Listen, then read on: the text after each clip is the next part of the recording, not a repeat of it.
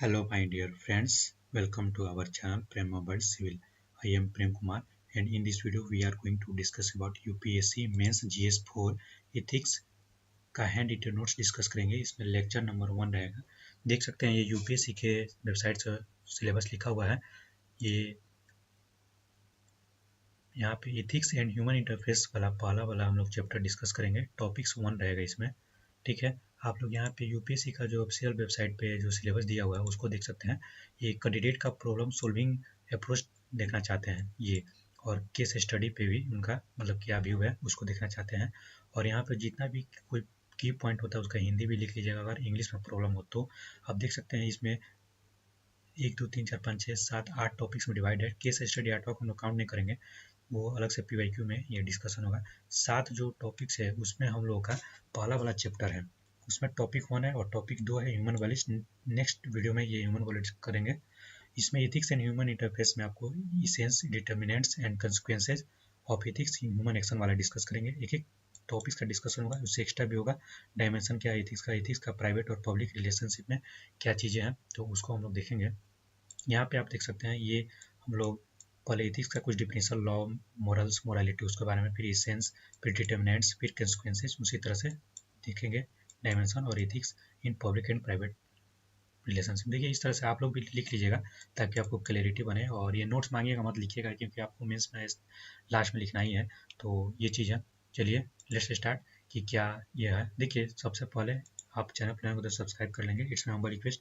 Video को like करेंगे and दोस्तों के साथ शेयर करेंगे and hit the bell icon. देखिए कोई भी डाउट हो पूछ सकते हैं। देखिए इसमें क्या है कि मैंने 2-3 जगह से नोट्स को कंपाइल करने का प्रयास किया। एक विजन आईएएस का मटेरियल, दूसरा वाजीराम का भी, तीसरा लेक्सिकन, और कुछ स्टैंडर्ड जो है आपको लेक्चर्स को भी देखने के बाद और टॉपर का नोट्स भी फॉलो किया है। देखिए तो ये क्लैरिटी कर दूँ। अब हम लोग डिस्कस करते हैं चैप्टर 1 में इथिक्स एंड ह्यूमन इंटरफेस, ठीक है दोस्तों।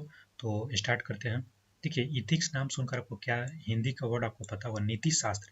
तो कोई नीति बनाता है जैसे चाणक्य नीति, ये सब आप लोग सुने होंगे, तो वहाँ से हम लोग रिलेट करते हैं, ठीक है। तो देखिए ये जो इथिक्स का जो टर्म है वो बोलता है कि ऐसा कोई फिलोसफिकल स्टडी किसी भी कंसेप्ट का जो कि बताए कि क्या चीज़ मोरली राइट है और क्या चीज़ मोरली गलत है, रॉन्ग है, ठीक है। तो मतलब व्हाट इज़ राइट और व्हाट इज़ रॉन्ग मोरली, इस कंसेप्ट का जो स्टडी करते हैं फिलोसफिकल एस्पेक्ट में उसको हम लोग एथिक्स बोलते हैं। ये थोड़ा स्टैंडर्ड डिफिनेशन हो गया। जनरल टर्म में क्या सही है क्या गलत है ये एथिक्स हमको बताता है, ठीक है। और क्या मतलब कि अच्छा है क्या बुरा है।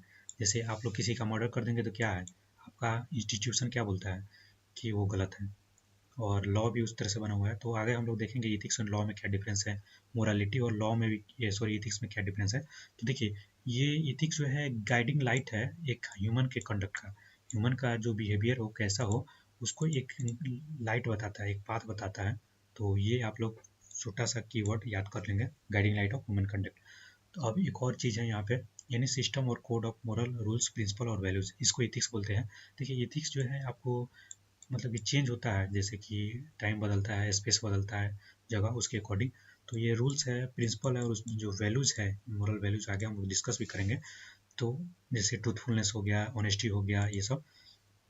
तो उसके कोड को एक कोड किया गया है, कोडिफाई कर लिया गया है, उस सिस्टम को हम लोग इथिक्स बोलते हैं। लास्ट में एक और टॉपिक है जिसमें कोड ऑफ कंडक्ट और कोड ऑफ इथिक्स अलग से देखते हैं, तो वो तो आगे का टॉपिक है। देखिए तो इथिक्स का आप लोगों ने समझ लिया कि एक ऐसा सब्जेक्ट, एक ऐसा डिसिप्लिन, एक ऐसा कोड जो कि रूल्स रेगुलेशन और प्रिंसिपल को या वैल्यूज़ को धारण करता है, जो बताता है क्या गलत है क्या सही है, ठीक है। जैसे किसी का मर्डर करना ये हम लोग को बताता है कि गलत है, तो एक तरह का इथिक्स का ही कंसेप्ट आगे हम लोग देखेंगे भी, किस तरह से समाज का इसमें योगदान होता है, इसमें क्या लॉ का चीज़ें हैं ये वो। देखिए तो इसके स्कोप के बारे में थोड़ा सा देखते हैं। एथिक्स का हम लोगों ने डिफिनीशन देख लिया, उसका क्या मतलब मीनिंग होता है उसको समझ लिया। इथोज वर्ड से आया है क्या ये आप लोग कमेंट बताइएगा।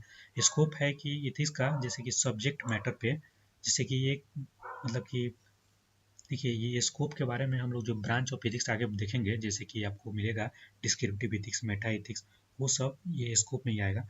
तो यहाँ पे अगर देखिएगा तो इसके सब्जेक्ट मैटर को इसको बताता है, ये एक नॉर्मेटिव साइंस के रूप में बताया जाता है, ठीक है। नॉर्मेटिव जो हम लोग एथिक्स देखेंगे उसको ये मोरल आइडियल को बताता है, या जो अच्छाई है उसको, ताकि लोग जो है अपने कंडक्ट में अच्छाई को ला सके। तो ये मोरल आइडियल को बताता है, ये एथिक्स का स्कोप है। और एक और चीज़ है कि जैसे कि देखिए, कोई भी आप एक्शन करते हैं, मतलब कि आप कोई भी काम कर रहे हैं, तो क्या किस तरह का काम करेंगे उसके नेचर को ये इंक्वायर करता है, मतलब कि देखता है, इन्वेस्टिगेट करता है आपके मोटिव को, आपके इंटेंशन को। जैसे किसी का मर्डर कर रहे हैं तो ऐसा हो सकता है कि आप पैसे के लालच में कर रहे हो तो वो गलत है, आप अपने डिफेंस में कर रहे हो तो ये सही है। तो इस तरह का चीज़ें आपको ये इथिक्स में बताएगा। वॉलंटरी एक्शन किस तरह का है एंड सो ऑन। ठीक है, तो ह्यूमन का एक्शन और एक्शन ऑफ ह्यूमन दो टर्म आता है। इसको देखिए, देखिए आप किसी चीज़ को सोचे, पहले कोई काम करने से पहले सोच रहे हैं, फिर उस काम को कर रहे हैं। मान लीजिए आप यूपीएससी का प्रिपरेशन है, किसी भी चीज़ का प्रिपरेशन कर रहे हैं, तो आप पहले सोच रहे हैं कि क्या करें, क्या फ़ायदा है, क्या घाटा है। तो वो चीज़ ह्यूमन का एक्शन हो गया। और एक्शन ऑफ ह्यूमन्स, मतलब कि ह्यूमन के कार्य के अगर बारे में देखा जाए, तो आप जैसे सो गए हैं, कुछ थिंक नहीं कर रहे हैं, चुपचाप सोए हुए हैं, तो ये एक्शन हो गया। लेकिन अगर कुछ सोच के कर रहे हैं तो उसको ह्यूमन एक्शन बोला जाता है। तो ये इथिक्स के ये स्कोप में आता है। और देखिए, कुछ और चीज़ें हैं जैसे कि इथिक्स का लिमिटेशन, मतलब इथिक्स तो हम लोग ने देख लिया क्या है और क्या नहीं है। देखिए, यूपीएससी की प्रिपरेशन में यही तो मेन चीज़ है कि व्हाट टू स्टडी, ये तो सब लोग बताएंगे। व्हाट नॉट टू स्टडी, ये अगर पता चल गया तो आप सिलेक्शन ले सकते हैं। देखिए, लिमिटेशन में अगर देखिएगा तो 3-4 पॉइंट है। ये एक रिलीजन नहीं है, मतलब जो इथिक्स है ऐसा नहीं है, रिलीजन से इन्फ्लुएंस होता है लेकिन रिलीजन नहीं है, ये ध्यान रखिएगा। ये कोई मोरालिटी नहीं है, मोरालिटी और इसके बीच में डिफरेंस आगे हम लोग देखेंगे भी। ये कोई कल्चरल नॉर्म को फॉलो नहीं करता है। देखिए, कल्चरल से ये इन्फ्लुएंस हो सकता है लेकिन नॉर्म्स को फॉलो नहीं करता है। नॉर्म्स क्या है, आगे हम लोग ये इसके बारे में छोटा सा व्यू भी देखेंगे। आप लोग गूगल भी कर सकते हैं ये सब, या जो भी नोट्स फॉलो कर रहे हो या जो भी आप पढ़े हो वहाँ पे ये सब देख लीजिएगा। देखिए, नॉट फॉलो लॉ को भी फॉलो नहीं करता। लॉ में एथिक्स में क्या डिफरेंस है उसको भी हम लोग देखेंगे। देखिए दोस्तों, यहाँ पे हम लोग जो है एक फ्लो चार्ट, और देखिए यहाँ पे किस तरह से पॉइंट वाइज लिखा हुआ है, और चीज़ों को यहाँ पे आगे आपको दिखेगा कि किस तरह से यहाँ पे मतलब कि फ्लो चार्ट के माध्यम से बनाया गया है। तो वो चीज़ जो है आपको मतलब यहाँ पे हम लोग देने का प्रयास करेंगे, ताकि लास्ट टाइम रिवीजन में या आपको अच्छा मतलब कि एक प्रेजेंटेशन बने, आंसर राइटिंग में भी इसको इनकलकुलेट करने का प्रयास करिएगा। तो ये चीज़ है, तो आपको फ़ायदा होगा। और अपना जो भी बनाया है वहाँ से भी पढ़ सकते हैं, इसको सुन के आपको चीज़ें क्लियर होंगी, रिवीजन भी हो जाएगा। जो पढ़े हो या जो बेसिक कर रहे हो स्टार्टिंग, तो उनको भी देखिए, ethics is not what we think और फील इज राइट और रॉन्ग। ऐसा जैसे हम लोग को फील होता है ये सही है और ये गलत है, ऐसा नहीं है कि केवल इथिक्स वही है। इथिक्स ये बताता है कि क्या गलत है क्या सही है इसके बारे में, लेकिन ऐसा नहीं कि केवल वही इथिक्स है, उससे ज़्यादा भी इसका ब्रॉडर एस्पेक्ट है, ये स्कोप है। Not relative to an individual's desire and believes और रिलीजन। मान लीजिए आप कोई मान्यता है, कोई बिलीफ है, विश्वास है, कोई आप इच्छा है, तो उसको ये मतलब रिलेटिव में नहीं है, उससे भी अलग है। इथिकल रिलेटिविज्म, ये देखिएगा किसी भी चीज़ को रिलेट करना, जैसे एक आप पढ़ते होंगे इकोनॉमी में, एब्सोल्यूट पॉवर्टी और एक रिलेटिव पॉवर्टी। तो relativism means each individual decide what is wrong and what is right. देखिए, मान लीजिए आपके लिए कुछ चीज़ सही हो सकता है, किसी के लिए वो चीज़ गलत हो सकता है, तो इसको ये रिलेटिव कंसेप्ट है, मतलब कि ये चेंज होते रहता है स्पेस के या पर्सन टू पर्सन, या मान लीजिए जो टाइम है उसके according, in a particular circumstances. देखिए, मैंने वही बताया मर्डर वाला जो एग्जांपल, कि आप अगर डिफेंस में कर रहे हो तो, या किसी के मतलब कि पैसा लेकर कर रहे हो तो क्या इंटेंशन है, उस चीज़ को रिलेट किया जा सकता है। और देखिए, अगर कुछ चीज़ देखा जाए, ये कल्चर प्रैक्टिस को फॉलो नहीं करते, ऊपर हम लोगों ने बता दिया। जैसे कि प्रोस्टिट्यूशन का आप एग्जांपल ले सकते हैं, स्लेवरी का भी एग्जांपल ले सकते हैं, कास्ट सिस्टम का एग्जांपल ले सकते हैं, सती प्रथा, जो पहले मतलब कि लोग सही मानते थे, इसको इथिक्स के अकॉर्डिंग सही मानते थे, तभी तो इसको समाज में इसको रखे थे। तो इसको क्या किया कि जब लॉ आया तो उसको गलत बोल दिया। लोग का अभी भी मान मतलब उस समय मान्यता था, इथिकल बिहेवियर उस तरह का बन गया था कि उसको सही माना जाए। तो यहाँ पे लॉ और इथिक्स दोनों अलग हो जाते हैं, तो इस तरह से चीज़ें हैं। और जैसे कि वहीं ब्रिटेन में सती प्रथा को मतलब बैन करके रखा गया था, वहाँ पे इथिक्स अलाउ नहीं करता था, यहाँ का करता था, तो इस तरह से है। तो ये सब एग्जाम्पल आप लोग देख सकते हैं। All laws made are not ethical. देखिए, जितना भी लॉ बना दिए ऐसा नहीं है कि वो सब इथिकल हो जाएंगे। जैसे कि मान लीजिए आप यूथेनेसिया के लिए कुछ लॉ है या नहीं है, मान लीजिए आप सेक्शन आईपीसी जो आपको होमोसेक्सुअलिटी वाला जो चीज़ चला रहा था उसका भी एग्जांपल देख सकते हैं। ठीक है, तो ये वाला एक अलग सा एक कैंसर राइटिंग का टॉपिक रहता है, यहाँ पे हम लोग डिस्कस नहीं करेंगे, यहाँ पे हम लोग अभी बेसिक ही डिस्कस करेंगे। देखिए, अब यहाँ पे जो मोरल रॉन्ग और राइट का बात हुआ, तो क्यों हम लोग को मोरल होना चाहिए, नैतिकता जिसको बोलते हैं। तो देखिए, अगर मान लीजिए आपका जो दिमाग है उसको एक तरह से शांति, पीस मिलता है, हैप्पीनेस मिलता है, ठीक है, और ये जो हम लोग का फुलफिल होता है डीपेस्ट नीड के द्वारा, तो इसलिए मोरल होना चाहिए। देखिए, आप कोई भी गलत काम करेगा ना तो आपका जो दिल है, दिमाग है, वो हमेशा आपको मतलब कि एक तरह से पूछता रहेगा कि क्या कर दिया तुमने। ये चीज़ हम लोग के सोसाइटी में शुरू से ही ये सब चीज़ें सिखाया जाता है, तो इसलिए मोरल होना चाहिए। और बाद में देख सकते हैं we should be moral just because it is always is the case to do so considering the importance of social self. देखिए सामाजिक जो चीज़ है उसको लेकर के अपने बारे में नहीं, सोशल के बारे में भी, सोसाइटी के बारे में सोचकर आपको मोरल होना चाहिए। ऐसा नहीं कि आप मतलब कि कोई ऐसा काम कर रहे हैं सोसाइटी को हैम्पर कर रहे हैं इसलिए नहीं, तो मोरल होना चाहिए। Relationship with other in committing such action, कोई ऐसा काम नहीं, मान लीजिए आप टेररिज्म कर दिए, कुछ बम भड़का दिए, तो वो सोसाइटी के लिए हैम्पर हो जाएगा, तो ये मोरल चीज़ नहीं है। तो ये एग्जांपल इस तरह से देख सकते हैं। देखिए कुछ की टर्म है, अगर विजन एज का आप फॉलो कर रहे हो तो वहाँ से आप लोग देख सकते हैं कि इसमें दिया हुआ है, ये आप लोग गूगल से भी देख सकते हैं। मैं इसको शॉर्ट में बताने का प्रयास करूँगा ताकि वीडियो लंबा नहीं हो। देखिए बिलीव, कोई भी मतलब कि आपका इंटरनल फीलिंग, जैसे कि किसी चीज़ को हिंदू मान्यता है, धर्म कोई मुस्लिम मान्यता है, जो भी है, तो वो चीज़ मतलब सही है कि गलत है, एक मान्यता बन जाता है ना। जैसे कि आपके किसी की हत्या करना आपके धर्म में या आपका विश्वास में ये चीज़ है कि उसको मतलब गलत माना जाता है, नर्क में जाएंगे, स्वर्ग में जाएंगे, इस तरह का चीज़, तो इसको इंटरनल फीलिंग बोला जाता है। वैल्यूज नॉर्म्स, तो देखिए वैल्यूज क्या होता है, पॉजिटिव नेगेटिव दोनों हो सकता है। जैसे कि आपने सच्चाई, ये आपका वैल्यूज है, मतलब कि आपका क्या मूल्य है।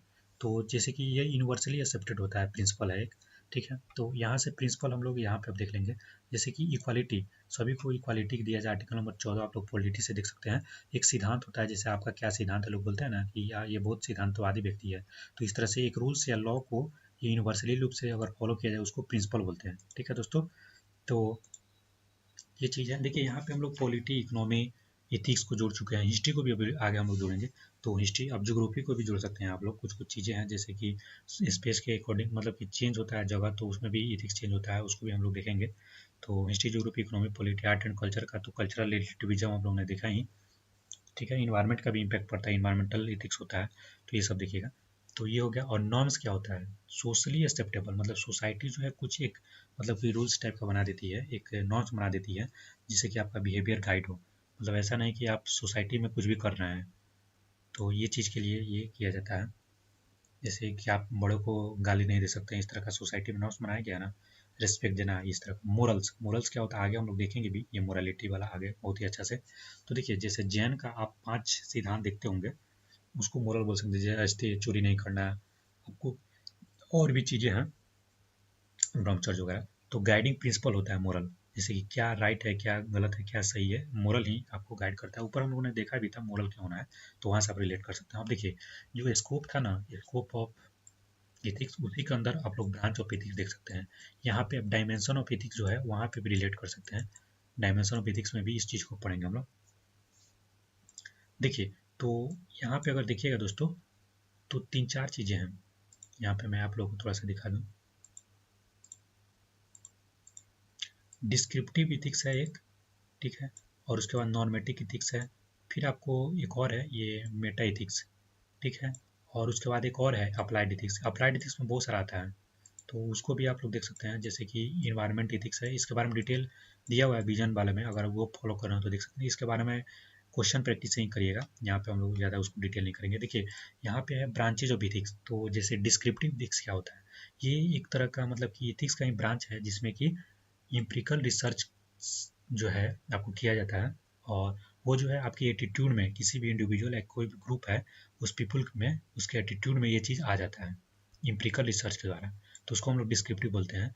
तो पीपल का क्या बिलीफ है किसी भी वैल्यूज़ को लेकर, उस चीज़ को हम लोग डिसाइड करते हैं डिस्क्रिप्टिव इथिक्स। ये ऐसे ज़्यादा पॉपुलर है नहीं, ज़्यादा पॉपुलर नॉर्मेटिक इथिक्स है। इसमें जितना भी स्कॉलर लोग हैं, मोरल थिंकर हैं, उनको हम लोग पढ़ते हैं। बेंथम हो गया, इमैनुअल कांट हो गए, तो वो सारा चीज़ आपको आगे टॉपिक्स में भी दिखेगा। यहाँ पे आपको देखिए यह वाला जो टॉपिक्स है यहाँ पे मोरल थिंकर, तो यहाँ पे आपको ये सारा टॉपिक्स मिलेगा। तो आप लोग हड़बड़ाइएगा नहीं, एकदम शांत कर होकर ये सारी चीज़ें सुनिएगा, आगे आपको समझ में आएंगी ये चीज़ें। अब देखिए नॉर्मेटिव इथिक्स क्या है, जैसे कि इथिकल जो आपका बिहेवियर है उसको स्टडी को हम लोग नॉर्मेटिव इथिक्स बोल देते हैं। जैसे कि आपका क्या इथिकल बिहेवियर है, किस तरह से आप व्यवहार कर रहे हैं इथिक्स को लेकर, ठीक है। और ये फिलोसफिकल इथिक्स जो है उसी का ब्रांच है, जो कि मतलब कि क्वेश्चन को इन्वेस्टिगेट करता है। और जैसे कि ये हाउ कोई भी व्यक्ति जो है आपको कैसे एक्ट करेगा, कैसे कोई भी कार्य करेगा, एक्शन क्या होगा उसका मोरल सेंस में, तो उसको हम लोग नॉर्मेटिव इथिक्स मतलब मेनली समझिए कि जो मोरालिटी वाला चीज़ है ना, तो ये नॉर्मेटिव इथिक्स के अंतर्गत आता है। इसको अगर आप बोलना चाहिएगा तो जो प्रॉपर बिहेवियर है उसको टेस्ट करने का आइडियल लिटमस लिटमस है, सॉरी, देखिए जैसे एसिड टेस्ट होता है ना लिटमस पेपर, तो उस तरह से ये आइडियल लिटमस टेस्ट बोल सकते हैं किसी भी मतलब कि पीपल का प्रॉपर बिहेवियर को, ठीक है। और मोस्ट ट्रेडिशनल मोरल थ्योरीज जो है इसी पे प्रिंसिपल पे बेस्ड होती है कि कोई भी एक्शन कैसे रॉन्ग होगा राइट होगा, जो ऊपर हम लोगों ने शुरू में इथिक्स का डिफिनेशन देखा था, ये नॉर्मेटिव इथिक्स में ही हो जाएगा। जैसे गोल्डन रूल है अरस्तु का वर्चू इथिक्स है, उसको भी हम लोग यहाँ पे देखेंगे आगे जाकर डिटेल में, ये वो वाला टॉपिक में देखेंगे। डियोंटोलॉजिकल एथिक्स जो इमैनुअल कांट है उनके द्वारा दिया गया है, और यूटिलिटेरियनिज्म ये जो है जेरेमी बेंथम और ये स्टुअर्ट जो मिल है उनके द्वारा दिया गया है, जेरेमी बेंथम हो गया, जेमी बेंथम जो भी है देख लीजिएगा, ये चीज़ें हैं। तो यहाँ पे आप लोग समझ गए नॉर्मेटिव इथिक्स में क्या रॉन्ग है क्या राइट है, इसको प्रॉपर बिहेवियर का लिटमस आइडियल लिटमस टेस्ट भी बोल सकते हैं। और ये तो केवल एम्पिरिकल रिसर्च और किस तरह का बिलीफ है उस पर ये डिपेंड करता है, लेकिन ये क्या मोरल बिहेवियर होगा इस पर ये नॉर्मेटिव इथिक्स बोलता है। अब हम लोग आते हैं मेटा इथिक्स। ये जैसे देखिए कोई भी, देखिए ये जो नॉर्मेटिव इथिक्स है ना, एक तरह से समझिए तो ये मेटा इथिक्स से बाद आएगा। तो ये जैसे कोई भी की जो टर्म है सब्जेक्ट है, जैसे कि मोरालिटी क्या है, इथिक्स क्या है, जस्टिस आखिर में है क्या, मेन जो इसका डिफिनीशन है इसी के अंतर्गत मेटा इथिक्स में हम लोग देखते हैं, ठीक है। ये एनालिटिकल फिलोसफी का एक ब्रांच है जो कि एक्सप्लोर करता है क्या status, foundation and scope of moral values and properties and words. देखिए बेसिक जो चीज़ें हम लोगों ने एक लाइन में आपको समझा दिया, ये जो चीज़ें हैं आपको अगर याद हो जाए या चीज़ों को आप रिलेट कर पाएँ तो उसको मेंस आंसर राइटिंग में थोड़ा वर्ड में लिख सकते हैं। तो यहाँ पे हम लोग दोनों चीज़ लेने का प्रयास किया है, ये शॉर्ट में भी और उसका डिटेल भी। अब देखिए यहाँ पे ऐसा अप्लाइड एथिक्स का फील्ड जो कि and normative theory focus on what is moral, ठीक है। तो ये है Meta ethics focus on what morality itself. तो नॉर्मेटिव क्या बोला, या ये अप्लाइड वाला आगे देखेंगे वो भी क्या मोरल है उसके बारे में बोलेगा, लेकिन मोरालिटी आखिर में है क्या, ये एकदम बेसिक का चीज़ मेटा एथिक्स बताता है। और मेटा एथिक्स के बाद नॉर्मेटिव एथिक्स आता है। और देखिएगा अप्लाइड एथिक्स में जैसे इन्वायरमेंट का एथिक्स है, तो अब देखिए ऐसा थोड़ी ना है कि आप इन्वायरमेंट में आप अपने यूटिलाइजेशन करने के लिए पूरा पेड़ पौधा काट दीजिए और जो भी जानवर है या पेड़ पौधा है वो सबको आप हैम्पर कर दीजिएगा, तो ये चीज़ सही नहीं है। तो ये इन्वायरमेंट एथिक्स आगे बहुत सारे इसमें चीज़ें आप देख सकते हैं, पढ़ सकते हैं गूगल वगैरह से। बिजनेस एथिक्स ऐसा है कि बिजनेस आप करिएगा तो ऐसा नहीं ना है कि सोसाइटी को भी हैम्पर करिएगा या किसी और के बिजनेस को हैम्पर करिएगा। तो ये चीज़ है, इथिकल मैनेजमेंट भी है, मैनेजमेंट का जो स्टडी है उसमें भी एथिक्स का काम आता है, जैसे कि कोई भी ऑर्गेनाइजेशन चल रहा है, इंस्टीट्यूशन चल रहा है, उसके मैनेजमेंट को लेकर। अप्लाइड एथिक्स देखिए प्रैक्टिकल जो इशू है उसको ये डील करता है, और मोरल इंपॉर्टेंस को, जैसे कि देखिए कैपिटल पनिशमेंट आप लोग सुने होंगे, फांसी की सज़ा या सरोगेसी। तो क्या इसको मतलब सरोगेसी को अलाउ किया जाए नहीं किया जाए, तो कमर्शियल सरोगेसी इंडिया में बैन है, लेकिन एक आर्टोरियल करके होता है वो अलाउ है। तो इस तरह से जैसे कि मान लीजिए कोई भी चीज़ है तो कहीं पे अलाउ है कहीं पे नहीं है, जैसे प्रोस्टिट्यूशन का एग्जांपल देखिए, यूएसए वगैरह वेस्टर्न जो कल्चर है वहाँ पे बहुत ज़्यादा मतलब कि अलग टाइप का है, तो वो है वहाँ पे अलाउ भी है यहाँ पे नहीं है। तो जैसे सती प्रथा का एग्जाम्पल पहले दिए तो वो चेंज हुआ, तो उस तरह से है। और डे टू डे लाइफ में ये चीज़ अप्लाइड होता है हम लोग के। आप ही देखिए जैसे कोई भी बहुत सारा इंस्टीट्यूशन है जो अपना इथिक्स कोड या जो भी इथिक्स से रिलेटेड अपना जारी करता है, तो वो चीज़ आप ध्यान रखिएगा। It refers to practical application, moral consideration का प्रैक्टिकल एप्लीकेशन बोला जाएगा। देखिए इट इज इथिक्स, ये इथिक्स ही है, इसका ब्रांच ही है। तो with respect to real world action, अभी जो मॉडर्न टाइम में क्या एक्शन चल रहा है, then there moral consideration in area of private and public life and professional और हेल्थ में, टेक्नोलॉजी में, लॉ में, लीडरशिप में, जितना भी तरह का मतलब कि एप्लीकेशन है वहाँ पे ये अप्लाइड फिजिक्स का आप लोग देख सकते हैं कि प्राइवेट लाइफ में आपका अपना जैसे माँ पिता से किस तरह का बिहेवियर है, पब्लिक लाइफ जैसे आप किसी पोस्ट पे हैं एसडीएम डीएसपी, तो आपका लोगों से पब्लिक डीलिंग में किस तरह का ये चीज़ें हैं, तो इसको हम लोग अप्लाइड फिजिक्स के अंतर्गत में रखते हैं। ऐसा नहीं है कि कोई पीपल आया आप एसडीएम हैं और आपसे बोला कि डीएम है, आपसे बोला कि सर हमको बहुत दुखी है गरीब है, तो उसको आप ऐसा नहीं है कि गुस्सा होकर भगा देंगे, आप उस चीज़ों को सुनेंगे। तो एक ऐसा मतलब कि इथिकल ये चीज़ होना चाहिए इथिक्स, तो ये पढ़ाया भी जाता है आपको इसीलिए। तो ये चीज़ है। और देखिए कंट्रोवर्शियल कुछ इशू है, मोरल इशू, जैसे कि गर्ल्स बेबी को मतलब कि भ्रूण हत्या जो आप लोग देखते हैं अबॉर्शन वाला, और एनिमल का राइट, और यूथेनेसिया, ये तो बहुत ही ज़्यादा ये है। जैसे कोई लोग मान लीजिए बीमार है और वो कोई बीमार है और उसको मतलब कि ऐसा बीमारी होगा जो ठीक भी नहीं होगा, आखिर में उसको मृत्यु निश्चित है, लेकिन तो उसको इतना दर्द हो रहा है कि उसको मतलब कि मृत्यु ही अच्छा मतलब पसंद है, या उसके फैमिली को मतलब वो बर्थडे नहीं देना चाहता है, तो इसके लिए वो बोलता है कि हमको मृत्यु दे दीजिए वो पीपुल, लेकिन डॉक्टर नहीं देता है। तो ये देना मतलब कि बहुत मतलब कि ये एक तरह से क्या बोलते हैं इसको, बैन ही है, लेकिन इसको दिया जाता है किसी किसी केस में या ऐसे भी। तो ये चीज़ एक मतलब कि कंट्रोवर्शियल चीज़ है। तो इस तरह का आप चीज़ें देख सकते हैं। अब हम लोग आ गए हैं, देखिए जो बेसिक चीज़ें थी, जैसे कि इथिक्स का क्या डिफिनीशन है वो हम लोगों ने देख लिया, ठीक है। इथिक्स का स्कोप कहाँ कहाँ पे है, ठीक है, कैसे कौन सा चीज़ राइट है कौन सा गलत है, गाइडिंग लाइट है, ह्यूमन कंडक्ट है, ये सारा चीज़ हम लोगों ने देख लिया। इथिक्स का लिमिटेशन भी देख लिया कि क्या ये रिलीजन है नहीं है, और उससे भी आगे क्या है, believes values norms principle morality, सभी चीज़ को देख लिया। Descriptive normative meta ethics applied ethics सारा चीज़ देख लिया। अब हम लोग देखेंगे थोड़ा सा लॉ और इथिक्स के बीच में कुछ डिफरेंस। देखिए तो इथिक्स का हम लोगों ने डिफिनेशन देख लिया कि एक सेट ऑफ गाइडलाइंस है, रूल्स है जो भी है, तो वो किसी एक को फॉलो करना है, मान लीजिए सोसाइटी के द्वारा भी दिया जा सकता है, और ये वाइडर स्कोप है लॉ से, ठीक है। यहाँ पे किसी के भी एक्शन को हर इंस्टेंस में ये गाइड करता है, जैसे litmus test of human conduct बोलते हैं ना, इस तरह से। जैसे सती प्रथा था, तो उसको पहले क्या था कि बैन किया गया था, मतलब पहले इसको अलाउ था, बाद में इसको बैन किया गया, लॉ आया। लेकिन इथिक्स उस समय भी बोल रहा था कि ये चीज़ सही है, बाद में भी बोल रहा था सही है, लेकिन लॉ उसके अगेंस्ट में आ गया। तो इथिक्स और लॉ ऐसा नहीं है कि साथ साथ मतलब कि सही है तो सही होगा, ये मतलब कि एक दूसरे के अलग भी हो सकते हैं। तो ये एग्जाम्पल आप लोग ध्यान रखिएगा। आईपीसी का 370 जो सेक्शन है यदि ये आपको होमोसेक्सुअलिटी वाला हो गया और ये सरोगेसी, तो इसको भी आप लोग रिलेट कर सकते हैं दोनों के बीच में डायले मतलब कि डिफरेंस। देखिए अब लॉ के बारे में देखा जाए तो ये तो गाइडलाइंस था, और जो कि ये को फॉलो करना क्या गलत है क्या सही है ये बताता है। लेकिन ये लॉ अगर बन गया ना तो यूनिवर्सली एक्सेप्टेड होगा। जैसे मान लीजिए कि इंडिया के लॉ बना, इक्वालिटी तो सभी के लिए होगा। लेकिन इथिक्स में क्या है कि मान लीजिए कोई हिंदू धर्म अपना इथिक्स मान रहा है, कोई मतलब कि इस जगह है बिहार है, या कोई कल्चर वहाँ का है, कुछ वहाँ से इन्फ्लुएंस है, तो इथिक्स को कुछ और मान रहा है, तो ये यूनिवर्सली एक्सेप्टेड टाइप का नहीं माना जाएगा। ये विथ रिस्पेक्ट टू टाइम और स्पेस ये सब चेंजेज वगैरह होता है। और ये देखिए ये रिकॉग्नाइज और इन्फोर्स किया जाता है लॉ, ताकि सोशल ऑर्डर को मेंटेन किया जाए, शांति व्यवस्था को बनाए रखा जाए, जस्टिस को सोसाइटी में दिया जाए। अब जैसे लॉ बनाया गया, जैसे कि कोई आप हत्या कर रहे हो तो आपको सजा दिया जाएगा, फांसी की सजा या जेल भी, तो वो लोग डरते हैं ताकि वो काम नहीं करे, तो पीस बना रहा है, नहीं तो ये लॉ नहीं रहेगा तो लोग ये हो जाएंगे। लेकिन इथिक्स में ऐसा नहीं है कि आपको कोई सजा वगैरह दिया जाएगा, लेकिन ये चीज़ मतलब कि इथिक्स ये गाइड करता है कि आप किस तरह से बिहेव करेंगे। तो ये चीज़ें हैं लॉ एंड इथिक्स के बीच में डिफरेंस। आई थिंक ये मैं समझा पाया हूँ आपको बेसिक टर्म में। ज़्यादा हम लोग डिटेल भी नहीं करेंगे, टाइम भी वेस्ट होगा, आप लोग पढ़ ही रहे होंगे किसी न किसी नोट वगैरह से, बुक वगैरह। लेक्सिकन भी फॉलो कर सकते हैं, या कोई और भी हिंदी वाले पढ़ रहे हो तो देख लीजिएगा। देखिए वैल्यूज़ के बारे में थोड़ा सा देखते हैं, जो हम लोगों ने ऊपर देखा था। तो ये पॉजिटिव और नेगेटिव, देखिए आप जैसे कि एक होता है ना एटीट्यूड, एक होता है एप्टीट्यूड। तो लोग बोलता है कि इसका बहुत पॉजिटिव एटीट्यूड है, ठीक है।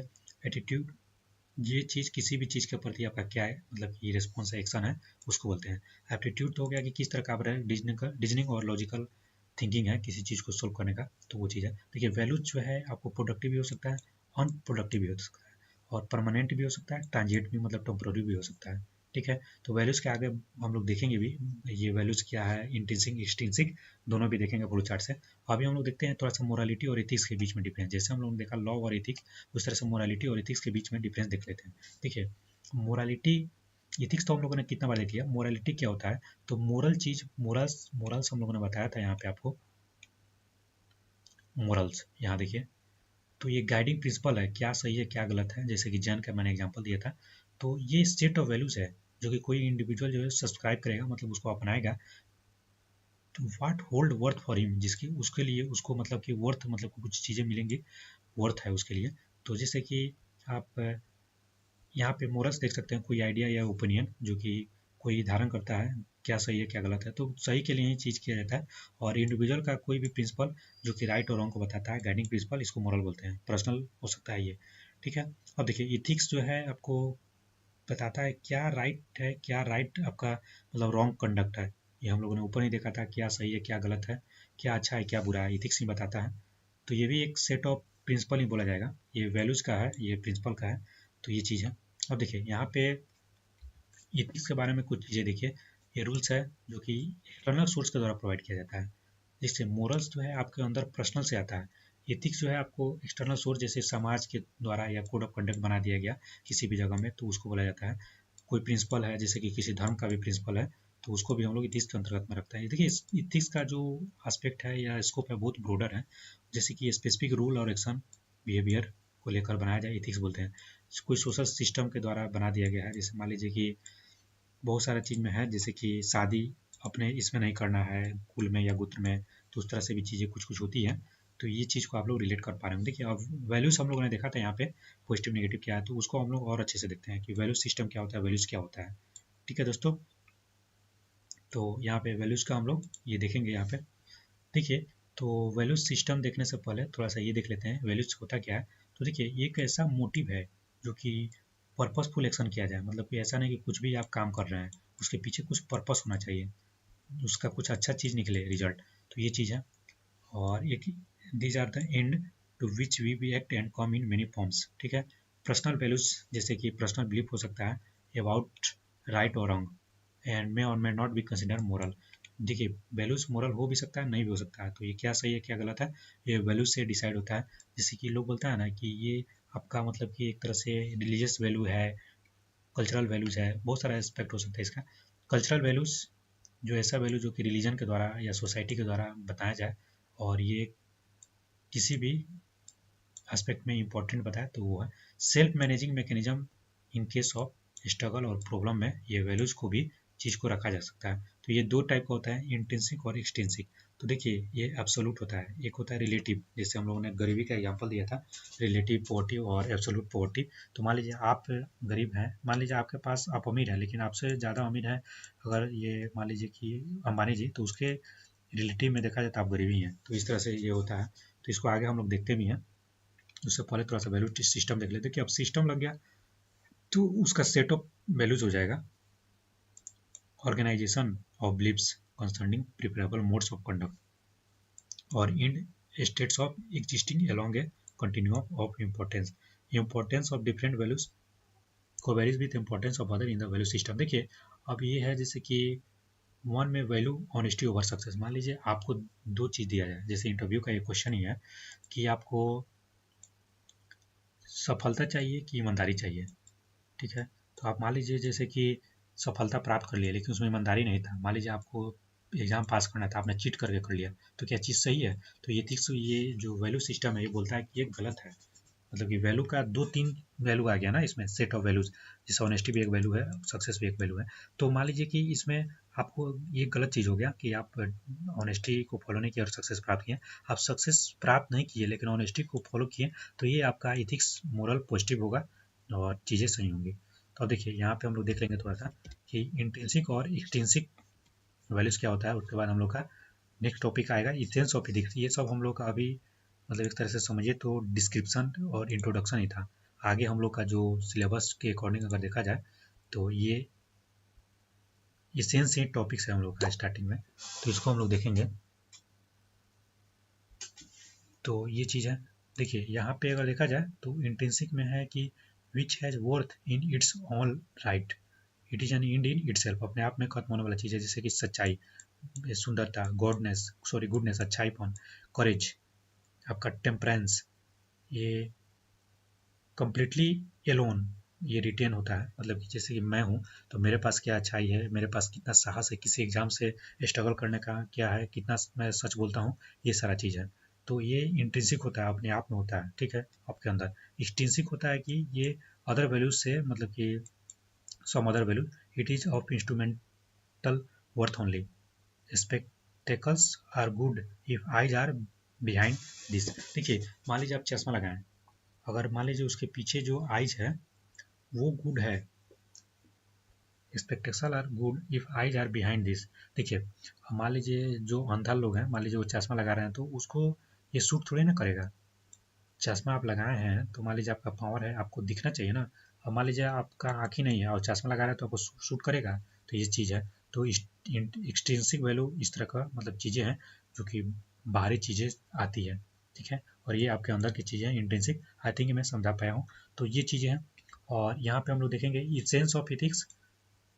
उससे पहले देख लीजिए यहाँ पे एक दो चीज़ है, सोर्सेस ऑफ एथिक्स। तो मैंने ऐसे भी बहुत सारा टॉपिक बताया, जैसे हिस्टोरिकल, आपको हिस्ट्री से रिलेट कर सकते हैं, रिलीजियस स्टैंडर्ड से आता है, जैसे कि कोई भी धर्म हो, हिंदू मुस्लिम सिख ईसाई, तो कुछ अपना नॉर्म्स होता है ना, तो उसके अकॉर्डिंग आता है एथिक्स, वहाँ से डेवलप होता है। और जुडिशरी से भी रिलेट होकर आता है, जैसे कि कोई जजमेंट बोला जाता है कि आपको ये मान लीजिए कि जैसे कि आपको आता है ना ये जुडिशरी रिव्यू और जुडिशल एक्टिविज्म, तो कि आपको नेशनल हाईवे से इतना दूर पर 500 मीटर पे आपको लिकर नहीं बेचना है, तो उसको भी हम लोग इथिक्स के अंदर में डालने लगते हैं। फिर मान लीजिए जैसे कि कॉन्स्टिट्यूशन के अंतर्गत में बहुत सारा चीज़ है, इक्वालिटी, उसको भी इथिक्स में डाल देते हैं। तो ये सारा चीज़ से होकर इथिक्स को डेवलप किए थे, code of ethics, code of conduct, या आगे हम लोग पढ़ेंगे भी। कल्चर से भी फैमिली, जैसे कि फैमिली बताते हैं ना हम लोग के कि लोग मतलब कि बड़ों का आदर करो, या जो भी चीज़ है, किसी को मतलब गाली गलौज नहीं करना है। स्कूल में भी बहुत सारा चीज़ आप सीखते होंगे अपने कैरेक्टर को लेकर, कॉलेज में भी सीखते होंगे, रेशनल थिंकिंग से भी, पर्सनल एक्सपीरियंस से भी ये सब आते हैं। तो यहाँ पे आई थिंक कि हम लोगों ने ये सारा चीज़ जो बेसिक चीज़ है इसका इंट्रोडक्शन वो करा दिया है। और सेकंड वाले पार्ट में हम लोग इसेंस और यहाँ पे डिटर्मिनेंट्स एंड कॉन्सिक्वेंसेज वाला कर लेंगे, और ये डायमेंशन ऑफ इथिक्स ये सब करेंगे। तो आप देख लीजिए यहाँ पे हम लोगों ने कितना चीज़ें कर लिया। यहाँ पे आप देख सकते हैं कि इथिक्स क्या है उसको डिस्कस कर लिया हम लोग, स्कोप क्या है, लिमिटेशन क्या है, क्यों मोरल होना चाहिए, की टर्म कुछ कुछ देख लिए, principle, moral, norms, value, beliefs, branches क्या है, डायमेंशन क्या है, आगे देखेंगे। ये अप्लाइड इथिक्स में लॉ इथिक्स के बीच में क्या डिफरेंस है, मोरालिटी और इथिक्स के बीच में क्या डिफरेंस है, वैल्यूज़ के बारे में हम लोगों ने देख लिया। तो बेसिक सारे चीज़ कर लिया। यहाँ पे हम लोग इसेंस देखेंगे जो कि एक पेज में है, डिटर्मिनेंट्स देखेंगे एक पेज में है, फिर उसके बाद कॉन्सिक्वेंसेस थोड़ा सा देखेंगे, फिर डायमेंशन देख लेंगे। तो I think ethics in public और इथिक्स इन ये आपको प्राइवेट वाला देख लेंगे, तो ये खत्म हो जाएगा, आधा घंटे में ये भी कंप्लीट हो जाएगा। तो मिलते हैं नेक्स्ट वीडियो में, bye bye. Hello UPSC aspirants, welcome to our channel Prema world UPSC. देखिए इस वीडियो में हम लोग जो इथिक्स का हम लोग का चल रहा था पार्ट 1 हम लोगों ने डाल दिया है, उसका मतलब कंटिन्यूएशन है। इसमें हम लोग इसेंस ऑफ इथिक्स और उसके बाद के टॉपिक डिस्कस करेंगे, ह्यूमन वैल्यूज भी इसमें डिस्कस करेंगे। ठीक है, यहाँ पे हम लोगों ने इथिक्स का बेसिक्स जो चीज़ें हैं सारा डिस्कस कर लिया पार्ट 1 में।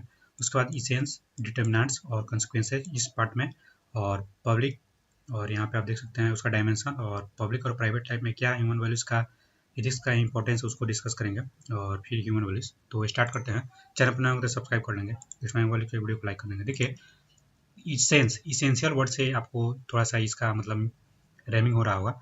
तो ये क्यों इसका मतलब कि ज़रूरत है, क्यों इसेंस है, नेसेसिटी क्यों है ह्यूमन एक्शन में। तो आपको पता ही है कि इथिक्स क्या होता है। तो एक सिस्टमेटिक स्टडी है ह्यूमन के एक्शन को, क्या मतलब कि सही है और क्या गलत है, इस चीज़ को स्टडी करने के लिए ये इथिक्स है। तो ये हम लोग पिछले वीडियो में बता चुके हैं। तो उसके मतलब इथिक्स हो गया। अब देखिए इथिक्स जो है एक प्रिंसिपल का सेट है जो कि हम लोग के ऊपर क्या सोसाइटी डालती है। ठीक है, इट्स सेल्फ गाइड भी हम लोग का बिहेवियर, व्यवहार कैसा होगा, हम लोग का चॉइसेस क्या होगा, एक्शन क्या होगा, वो सब को यही डिटरमाइन करता है। तो बिहेवियर सही होना चाहिए, ये ज़रूरत है समाज के लिए, समाज के हित में होना चाहिए, यही इथिक्स यहीं पे मतलब कि ज़रूरत का काम करता है। चॉइस ऐसा नहीं होना चाहिए कि किसी दूसरे को आप मतलब कि हैम्पर कर रहे हैं, कोई प्रॉब्लम क्रिएट कर रहे हैं, ऐसा नहीं होना चाहिए। तो जैसे कि आप टेररिज्म का रास्ता मत चॉइस कर लीजिए, या बिहेवियर में ऐसा नहीं कि गाली गलौज टाइप का बिहेवियर है, नहीं। तो ये सब एग्जांपल से आप लोग रिलेट कर पा रहे होंगे। एक्शन ऐसा होना चाहिए जैसे कि कोई भी काम मतलब करिए तो सोसाइटी को बेनिफिट हो, इस तरह का। तो आगे हम लोग देखते हैं इसके बारे में। देखिए तो ये क्या है कि यहाँ पे कुछ प्रिंसिपल्स है जो कि इथिक्स को मैनेज करने के लिए इंपॉर्टेंट होता है। जैसे कि आप लोग देख सकते हैं यहाँ पे कुछ स्टैंडर्ड जो है आपका क्लियर होना चाहिए, जो भी आप मतलब कि अपना स्टैंडर्ड मेंटेन करना है उसको आप क्लियर होना चाहिए, और उसको लीगल फ्रेमवर्क में भी उसको आप रिप्रोड्यूस कर सकें। मतलब कि उसको फिर से अगर मान लीजिए जब ज़रूरत पड़े उसको नियम कानून वगैरह बनाने के लिए, तो उस चीज़ को लाया जा सके, तभी आपका ये प्रिंसिपल सही है और इथिक्स को मैनेज कर पाइएगा। इसका सुपरविजन भी किया जा सके, जैसे कि मान लीजिए जो पब्लिक सर्वेंट होते हैं, IAS IPS जो भी हैं, तो वो लोग क्या करते हैं, वो लोग सुपरविजन करते हैं ना कि किसका मतलब कि ये जुडिशरी ही हो गया, तो मान लीजिए क्यों सजा देता है, तो वो सब देखा जाता है कौन गलत कर रहा है कौन सही कर रहा है। तो ये सुपरविजन भी सही होना चाहिए, और एक पर्सन जो है आपको अवेयर होना चाहिए अपने राइट्स और अपने ऑब्लिगेशन से। ठीक है, तो अपने दायित्व और अधिकार जो है उनसे आपको अवेयर होना चाहिए, तभी देखिए आपका क्या दायित्व है, मान लीजिए समाज के प्रति क्या दायित्व है, परिवार के प्रति क्या है आपके, मतलब कि सबके प्रति, तो वो चीज़ से ही आपको इथिक्स मैनेज कर पाइएगा। अदरवाइज आप मतलब कि रास्ते से भटक भी सकते हैं। तो ये चीज़ है। डिसीजन मेकिंग प्रोसेस जो होता है, जैसे कि आप लोग भी सुनते होंगे, जो भी आपको वीडियो क्रिएट्स हैं, डिसीजन मेकिंग पावर उनके पास, या मान लीजिए जो स्किल है वो अच्छी होनी चाहिए। तो ये प्रोसेस ट्रांसपेरेंट होना चाहिए, ठीक, और ओपन टू स्क्रूटनी होना चाहिए। मान लीजिए किस तरह के प्रोसेस के थ्रू कोई चीज़ आप ला रहे हैं, उसका अगर ट्रांसपेरेंसी है, और मान लीजिए कभी ज़रूरत पड़े उसको चेक करने के लिए क्या कोई गलत मेथड के द्वारा तो इसको नहीं किया जा रहा है, कोई सही मतलब कि ऐसा तो नहीं है कि कोई गलत मतलब कि रास्ता अपनाया गया है। तो ये चीज़ है, decision making process transparent and open to scrutiny होना चाहिए, इथिकल स्टैंडर्ड क्लियर होना चाहिए, और यहाँ पे सुपरविजन भी आपको पब्लिक सर्वेंट के लिए अवेलेबल होना चाहिए। ठीक है, राइट एंड ऑब्लिगेशन से अवेयर होना चाहिए कोई भी पर्सन, और क्लियर गाइडलाइंस होना चाहिए, ताकि देखिए अब जो है आप देखते होंगे कि यहाँ पे प्राइवेट सेक्टर भी है, पब्लिक सेक्टर भी है, तो दोनों के बीच में इंटरेक्शन होता है। जैसे मान लीजिए प्राइवेट कहीं कोई चीज़ चेक करना हो, ये पब्लिक सर्वेंट या कोई भी जा रहा हो, तो उनके बीच, या मान लीजिए कोई पब्लिक है और प्राइवेट सेक्टर से कोई चीज़ ले रहा है, या कोई और भी चीज़ें हों, तो इन दोनों के बीच मान लीजिए सरकार है और प्राइवेट का कोई चीज़ देना है आपको, कॉन्ट्रैक्ट वगैरह, तो सबके बीच में क्लियर गाइडलाइंस होना चाहिए। जैसे देखते होंगे टेंडर, कॉन्ट्रैक्ट, ये सब, तो वो सब अच्छा होना चाहिए। मैनेजर, लीडर्स एंड एडमिनिस्ट्रेटिव, देखिए एडमिनिस्ट्रेटर, ये सब लोग जो हैं आपको इथिकल कंडक्ट को प्रमोट करना चाहिए, डिमॉन्स्ट्रेट करना चाहिए। देखिए अब कोई भी आप कंपनी जाते होंगे तो उसमें मैनेजर होते हैं ना, सीईओ होते हैं, लीडर।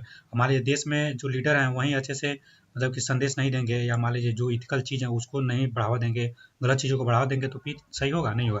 एडमिनिस्ट्रेटर जो पब्लिक सर्वेंट है वो सब इथिकल कंडक्ट को सही वे में मतलब कि उसको बढ़ावा देना चाहिए। मैनेजमेंट पॉलिसी कोई भी कंपनी में और प्रोसीजर जो है आपको प्रमोट करेगा इथिकल कंडक्ट हो। और देख सकते हैं यहाँ पे कुछ एक ऐसा मैकेनिज्म होना चाहिए जो कि आपको मतलब कि अकाउंटेबिलिटी को, ये आपको मतलब कि बताए कि आपका अकाउंटेबिलिटी क्या है, जिम्मेदारी क्या है। तो एडिक्वेट अकाउंटेबिलिटी मैकेनिज्म ये भी अवेलेबल होना चाहिए, मतलब कि आपका क्या अकाउंटेबिलिटी है उसके लिए मैकेनिज्म होना चाहिए।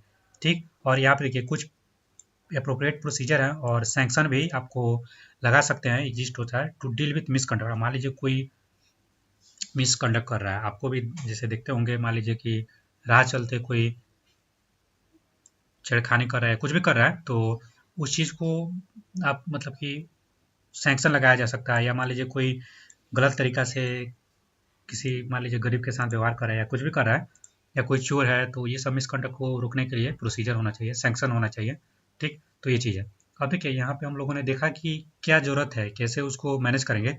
अब यहाँ पे हम लोग देखते हैं इथिकल जो बिहेवियर है हम लोग का, मान लीजिए जो बिहेवियर है, तो मान लीजिए आप देखते हैं अच्छा इसका बिहेवियर, इस लड़का का बिहेवियर बहुत अच्छा है, किसी का आप बताते हैं कि इसका खराब है, तो कैसे डिटरमाइंड होगा? ठीक है, तो आपका व्यवहार, बोलते हैं ना लोग कि व्यवहार से ही मतलब कि ये बनता है। तो देखिए यहाँ पे आपको कुछ चीज़ें हैं, देखिए इंडिविजुअल पर्सनालिटी ट्रेट्स, और उसके बाद cultural and country of individual, और ऑर्गेनाइजेशन एंड इंडस्ट्री। तीन जो पॉइंट है ना, उसी के अंदर में ये सब पॉइंट है। इसको याद रखिए। देखिए कोई भी आदमी है ना, मान लीजिए मैं हूँ यहाँ पे, आपका अपना इंडिविजुअल मतलब खुद में आप उसका आपका कुछ पर्सनल आपका ट्रेट्स होगा ना, कुछ तो विश्वास होगा, कुछ तो आपका स्टैंडर्ड होगा, जो आपका एटीट्यूड कुछ तो होगा। आगे हम लोग एटीट्यूड भी डिस्कस करेंगे।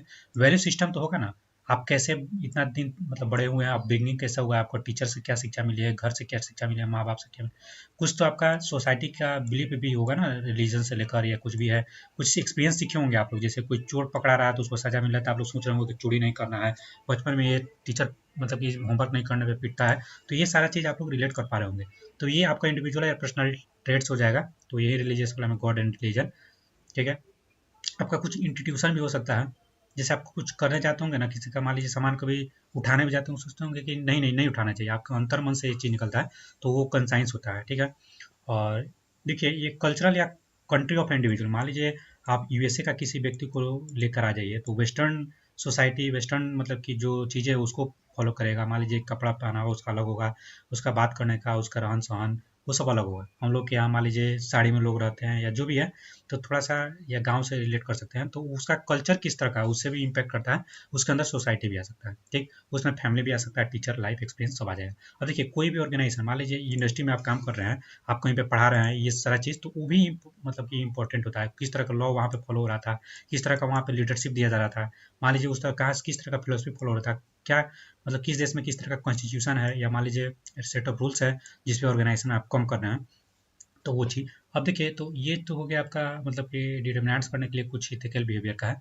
लेकिन मान लीजिए गवर्नेंस में आप जाते हैं, जैसे ये गवर्नेंस आगे बहुत सारे टॉपिक्स में है, आपको मैं यहाँ दिखा दूँ। देखिए ये वाला जो टॉपिक्स है ना, देखिए यहाँ एटीट्यूड है, एप्टीट्यूड है, फिर यहाँ पे आपको इमोशनल इंटेलिजेंस है, और जो मोरल थिंकर और प्रिंसिपल है इसके बारे में आगे पढ़ना है। इसमें हम लोग कुछ टॉपिक भी देखेंगे, इन लोगों का थ्योरी आगे और अच्छे से आएगा। पब्लिक सर्विस है, और यहाँ पे आप देख सकते हो कॉर्पोरेट गवर्नेंस, ये probity in governance, right to information, ये सब केस स्टडी तो अलग से आता है। ये आप लोग पीवाईक्यू और ये आंसर राइटिंग जरूर करिएगा। तो ये चीज़ है, तो उसको हम लोग देखेंगे ये गवर्नेंस वाला आगे के टॉपिक्स में। तो इसमें अगर मान लीजिए गवर्नेंस में अगर आपको देखना है, किस तरह से डिटरमाइंड होगा इथिक्स। तो उसके लिए 3 चीज़ को आपको याद रखना है। कौन-कौन सी चीज़ें हैं? तो देखिए, मान लीजिए कोई ऑब्जेक्ट या मीन्स, उसका एंड पर्पस क्या है और एक सर्कमस्टांसेस, 3 चीज़ है। मान लीजिए आप कोई चीज़, आप मान लीजिए यूपीएससी का एग्जाम क्लियर करना चाह रहे हैं, ठीक? तो यूपीएससी एग्जाम क्लियर करने के लिए आप किस तरह का रास्ता अपना रहे हैं, ठीक है? या कोई बीपीएससी क्लियर करना चाहते हैं, कोई और भी एग्जाम, और मान लीजिए कि आपका पर्पस क्या है, ठीक? और क्या किस तरह के इन्वायरमेंट में आप काम कर रहे हैं, इस सारा चीज़ को आपको मतलब कि लेकर ये जो डिटरमाइन करता है ये गवर्नेंस में इथिक्स को। तो मान लीजिए आपने मतलब कि मीन्स लिया, आप मान लीजिए आप चीटिंग करके एग्जाम को पास कर रहे हैं, तो यहाँ पे आपका ये जो मीन्स है ना वो गलत हो जाएगा। तो ये इथिक्स का आपको गवर्नेंस में ये मतलब कि डिटरमाइन करेगा आपका इथिक्स। और यहाँ पे एंड, मान लीजिए कि आप लास्ट में बनना क्या चाह रहे हैं, मान लीजिए आप रीडिंग कर रहे हैं, पढ़ रहे हैं आईएएस बनने के लिए, तो ये चीज़ है। और किस तरह के इन्वायरमेंट में पढ़ रहे हैं, मान लीजिए आप जैसे बहुत लोग होते हैं जैसे कि मतलब पूरा कोचिंग वगैरह सब ले रहे हैं, बहुत सारे लोग हैं जिनको पास मतलब कि मटेरियल ही नहीं है या उनके पास फाइनेंशियल प्रॉब्लम है, तो ये सारा चीज़ डिटरमाइन करता है। या मान लीजिए आप कोई गलत इन्वायरमेंट के थ्रू तो नहीं कर रहे हैं, तो वो सारा चीज़ आपको ये सब रिलेट कर पा रहे होंगे। देखिए, कोई भी चीज़ को इथिकली गुड होना चाहिए, होने के लिए एक ह्यूमन का जो एक्ट है वो कुछ नॉर्मालिटी होता है, सॉरी मोरालिटी होता है। देखिए, यहाँ पे जो ऊपर हम लोग देखे थे, देखिए मोरालिटी आपको पर्सनल लेवल पे हो जाता है, इथिक्स जो है सोसाइटल लेवल पे हो जाता है, ये चीज़ को ध्यान रखिएगा। तो यहाँ पे जो तीनों चीज़ है ना, मीन्स एंड एंड सर्कमस्टांसेस, ये एमईसी आप कुछ बना लीजिए। तो ये होना चाहिए, मतलब कि तीनों के बेसिस पे ही देखना चाहेगा कि ह्यूमन एक किस तरह का है। इसके नेचर देखिए, उसका मोटिव क्या है। जैसे कि आप मान लीजिए कोई चीज़ करना चाहते हो, उसके पीछे आपका मोटिव क्या है। देखिए, अगर अच्छा मोटिव है तो वो चीज़ सही है, ठीक, एंड वहीं बोला जाता है। और इसका सर्कमस्टांसेस भी क्या निकल कर आ रहा है, मान लीजिए आप जैसे कि कोई काम कर रहे हैं, मान लीजिए आप कोई चोरी किए, तो मान लीजिए आप मोटिव है कि आप मतलब कि अपने फ़ायदे के लिए कर रहे हैं, और या कोई जानबूझ के उसको नुकसान पहुँचाने के लिए कर रहे हैं, तो ये गलत है। और मान लीजिए आपने चोरी किया किसी और को फ़ायदा दिलाने के लिए, तो वहाँ पे कुछ हद तक उसको मतलब मोटिव को ये किया जा सकता है। लेकिन ये एग्ज़ाम्पल देखकर आप मतलब शूट करेगा तभी डलेगा, अदरवाइज़ नहीं, ये समझाने के लिए है बस। और देखिए, ये departure from any of this make to action model wrong. एक भी चीज़ इसमें से गलत होता है ना, ये में से जो मीन्स एंड सब्सटेंसेज है, तो वो आपका जो है मतलब कि इथिकल वो रॉन्ग हो जाएगा। ये जो आपका बिहेवियर है वो रॉन्ग हो जाएगा। अब देखिए, यहाँ पे हम लोगों ने देख लिया इसेंस क्यों जरूरी है, किस तरह से डिटरमाइंड होगा, किस तरह से पता लगेगा, और कंसिक्वेंसेज उसका क्या लास्ट में नतीजा या परिणाम निकल कर आएगा ह्यूमन के एक्शन में ये इथिक्स का। तो देखिए, कंसिक्वेंस का मतलब होता है आउटकम्स। अब देखिए, यहाँ पे कुछ कुछ अप्रोच है जो आगे हम लोग देखेंगे भी, और आगे मोरल थिंकर वाले में डिटेल में देखेंगे। यूटिलिटेरियन, डियोंटोलॉजिकल एंड टेलियोलॉजिकल, 3 चीज़ है। जैसे कि आप आगे इमैनुअल कांट और भी बहुत सारे लोग का हम लोग देखेंगे, अभी इसको हम लोग देखते हैं। इसके बारे में हम लोग यहाँ पे नहीं डिस्कस करेंगे, आगे मिलेगा। देखिए, टू गेट बेटर कंसिक्वेंस, मान लीजिए आपको अच्छा परिणाम चाहिए, तो आपको इथिक्स जो है ना पहले से ही मतलब कि सिखाया जाना चाहिए, outside of any theological structure. Theological का मतलब थोड़ा सा रिलीजियस से आप जोड़ सकते हैं, आपको रिलीजियस बिलीफ से बाहर भी और चीज़ें सिखाना चाहिए। और ये आपको एजुकेशनल जो प्रोसेस है उसके मतलब कि शुरुआत से ही होना चाहिए, जैसे स्कूल कॉलेज से ही आपको इथिक्स का नॉलेज मिलना चाहिए। देखिए, कैरेक्टर का निर्माण तो कराया जाता है, लेकिन इस पे और ज़्यादा फोकस देने का ये मतलब कि बात है।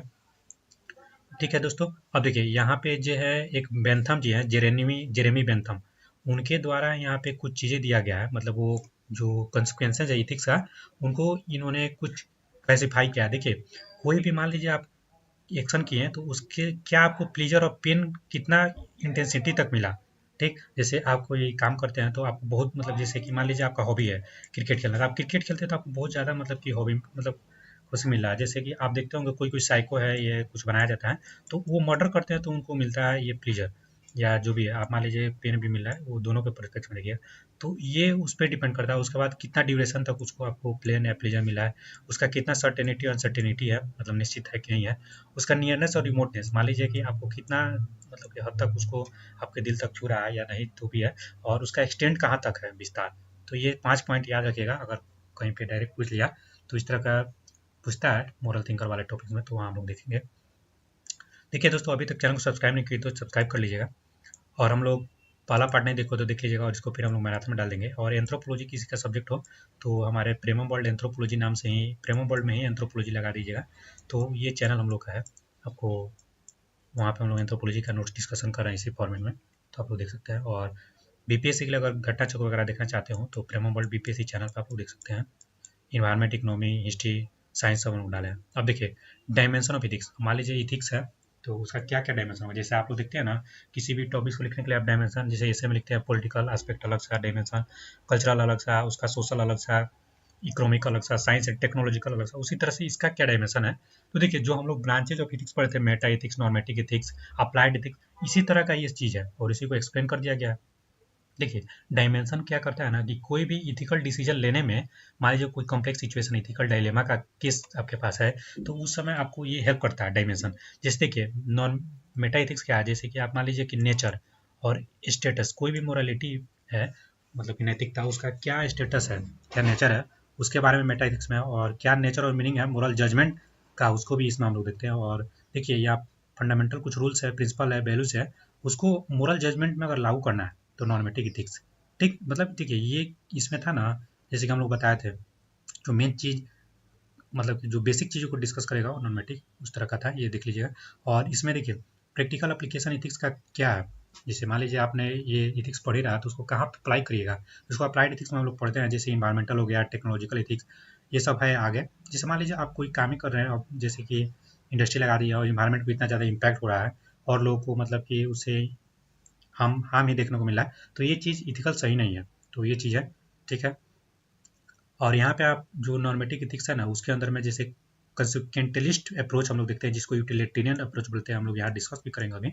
और डियोंटोलॉजिकल जो कांट जी के द्वारा दिया गया था, वर्चू इथिक्स हम लोग देखेंगे, और कंटेक्चुअलिस्ट अप्रोच भी है, सुपर नेचुरलिस्टिक अप्रोच भी है। तो ये सारा हम लोग इसमें डिस्कस करते हैं एक एक करके। देखिए दोस्तों, यहाँ पे अगर आप आइएगा, तो हम लोग का सबसे पहला वाला जो टॉपिक्स है, ये यूटिलिटेरियन अप्रोच। ठीक है, ये क्या होता है, ये दिया गया था जेरेमी बेंथम और जेएस मिल, 19वीं सेंचुरी के आसपास इन लोगों ने इस चीज़ को दिया था। इसमें क्या है, देखिए, मान लीजिए कोई भी इथिकल आप एक्शन कर रहे हैं, ठीक, वो जो है आपको ग्रेटेस्ट बेनिफिट देना चाहिए सोसाइटी को, मतलब मैक्सिमम से मैक्सिमम। आपके जो इथिकल एक्शन है, उससे समाज को सबसे ज़्यादा बेनिफिट होना चाहिए। मान लीजिए जैसे कि कुछ आप जैसे यूपीएससी की प्रिपरेशन करके कुछ जॉब लेकर आप जा रहे हैं, तो आप सोसाइटी को कुछ तो देंगे। या मान लीजिए आपने कोई कंपनी खोला, तो आप सोसाइटी के लिए भी कुछ काम करेंगे ना, तो वो यूटिलिटेरियन अप्रोच के अंतर्गत में आता है, मतलब यूटिलिटी बढ़ाया जाना चाहिए। ठीक है, ये चीज़ होना चाहिए। जैसे आप लोग सॉफ्टवेयर में पढ़ते हैं ना, यूटिलिटी सॉफ्टवेयर, तो वो चीज़ है। और देखिए, फेयरनेस या जस्टिस अप्रोच, यहाँ पे हम लोग ज़्यादा डिटेल भी डिस्कस नहीं करेंगे, टू द पॉइंट डिस्कस करेंगे, ताकि आप लास्ट टाइम रिवीजन में फायदा करें। फेयरनेस, कोई भी चीज़ फेयर है कि नहीं उसके बारे में, जस्टिस है कि नहीं। देखिए, आप लोग दो चीज़ देखते होंगे, एक होता है इक्वालिटी, एक होता है इक्विटी। तो आई थिंक ये पॉलिटी में आप लोग जानते ही होंगे दोनों के बीच का डिफरेंस। तो इक्वालिटी और इक्विटी, अब यहाँ पे क्या है, जैसे कि ये है ना आपको राइट टू इक्वालिटी और इक्वल राइट, इस तरह का जो कंसेप्ट है वो देख लीजिएगा। इक्वल प्रोटेक्शन ऑफ लॉ और इक्वालिटी बिफोर लॉ, इस तरह का है, तो वो देखिएगा। देखिए, तो यहाँ पे कुछ ग्रीक स्कॉलर्स हैं, जैसे अरस्तु हैं, उनके द्वारा ये चीज़ को सपोर्ट किया गया है। Equal should be treated equally. जैसे देखिए, जो लोग बराबर के हैं, मान लीजिए ये अंबानी जी हैं, ये रतन टाटा है, जो लोग भी बराबर लेवल में हैं, तो उनको इक्वली ट्रीट करना है।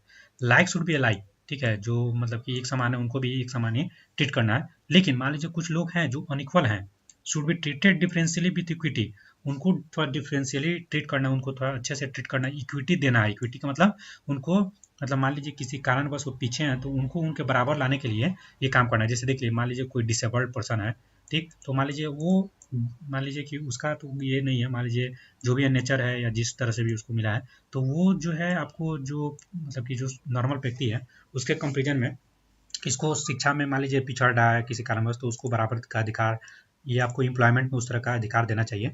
तो रिजर्वेशन वगैरह भी ये सब चीज़ है। तो ये थोड़ा सा है। देखिए, आर्टिकल नंबर 14 अगर देखिएगा, तो आपको इसमें मिल जाएगा ये इक्वालिटी वाला, और कुछ रीजनेबल रिस्ट्रिक्शन भी है ना, तो वो चीज़ है, तो उसको भी आप लोग ध्यान रखेंगे।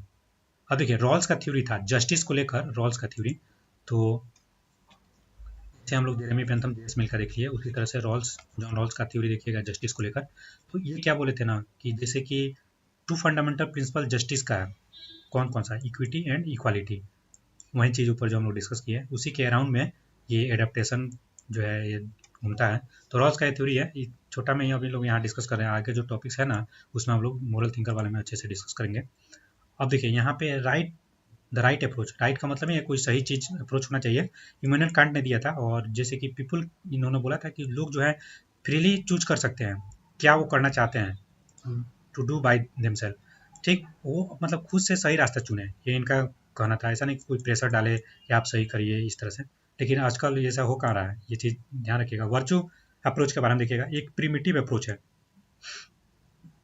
जो कि ग्रीक ग्रीक फिलोसफर को द्वारा दिया गया था। देखिए इथिकल एक्शन जो है आपको कंसिस्टेंट होता है, कुछ आइडियल, देखिए आप मान लीजिए बोलता है ना मेरा आइडियल एपीरियोडिक काम है या कुछ है, तो आपका इथिकल एक्शन में भी कुछ मतलब कि आपका आइडियल होता है। जैसे कि आप मान लें सक्सेस को ज़्यादा प्रीफरेंस देना चाहते हैं या इफिशियंसी को, या मान लीजिए कि बहुत सारा चीज़ हो सकता है, तो उसको आप देख सकते हैं। डिफरेंट कम्युनिटी में आइडेंटिफाई डिफरेंट वर्चू, मान लीजिए जैसे ट्राइबल का कम्युनिटी है तो वो कुछ और को देगा, और जो मॉडर्न सोसाइटी के लोग हैं वो कुछ और को ज़्यादा बढ़ावा देंगे।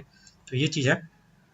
अब देखिए ऑनेस्टी, करेज, कंपैशन, जेनरसिटी, टॉलरेंस, लव, ये fairness, self control and prudence, ये बहुत सारा चीज़ है जो कि आप लोग देख सकते हैं। और ये सारा जो टर्म है ना, ये सब का आप लोग एक पेज पे नोट्स बना लीजिए। आप लोग अगर टाइम बचा तो किसी वीडियो में कराने का प्रयास करेंगे।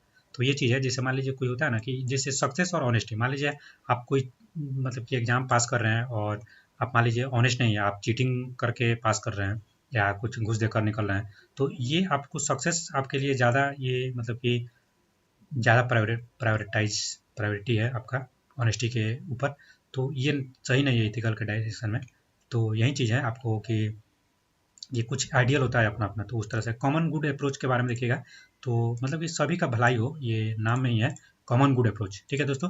तो इसमें देखिए ये जो है प्लेटो, अरस्तु और सिसोरो को द्वारा दिया गया था। इसमें क्या है कि जैसे कॉमन गुड्स जो है ना, मान लीजिए जो सामान है वो हेल्थ केयर हो गया या कुछ मान लीजिए पब्लिक सेफ्टी से रिलेटेड कुछ चीज़ें हैं, तो वो पीस है, तो उस नेशन में आपको या जस्ट लीगल सिस्टम वो सभी के लिए होना चाहिए। जॉन रॉल्स ने यहाँ दिया था common good is certain general condition that is equally जो है applicable to every one's advantage, सभी को फायदा होना चाहिए समाज में। ऐसा नहीं कि किसी गरीब को फायदा हो जाए और किसी अमीर को फायदा हो जाए, नहीं, गरीब अमीर सभी को एक इक्वली फायदा होना चाहिए। Common goods approach, social policy ऐसा आना चाहिए ना ताकि सोसाइटी को कॉमन गुड सभी को फायदा हो, इंस्टीट्यूशन और इन्वायरमेंटल बेनिफिशियल सबको मिलना चाहिए। अब देखिए हम लोग का जो टॉपिक्स है यहाँ पे आप देख सकते हैं, ये हम लोगों ने कर लिया। यहाँ इसेंस क्या, ये इसका जरूरत है, उसका क्या प्रिंसिपल है वो देख लिए। किस तरह से डिटरमाइंड होगा हम लोग ने आपको बताया। तीन चीज़ कौन कौन सा है आप लोग जल्दी से रिकॉल करके बता दीजिए। मीन्स एंड एंड सर्कमस्टांस है।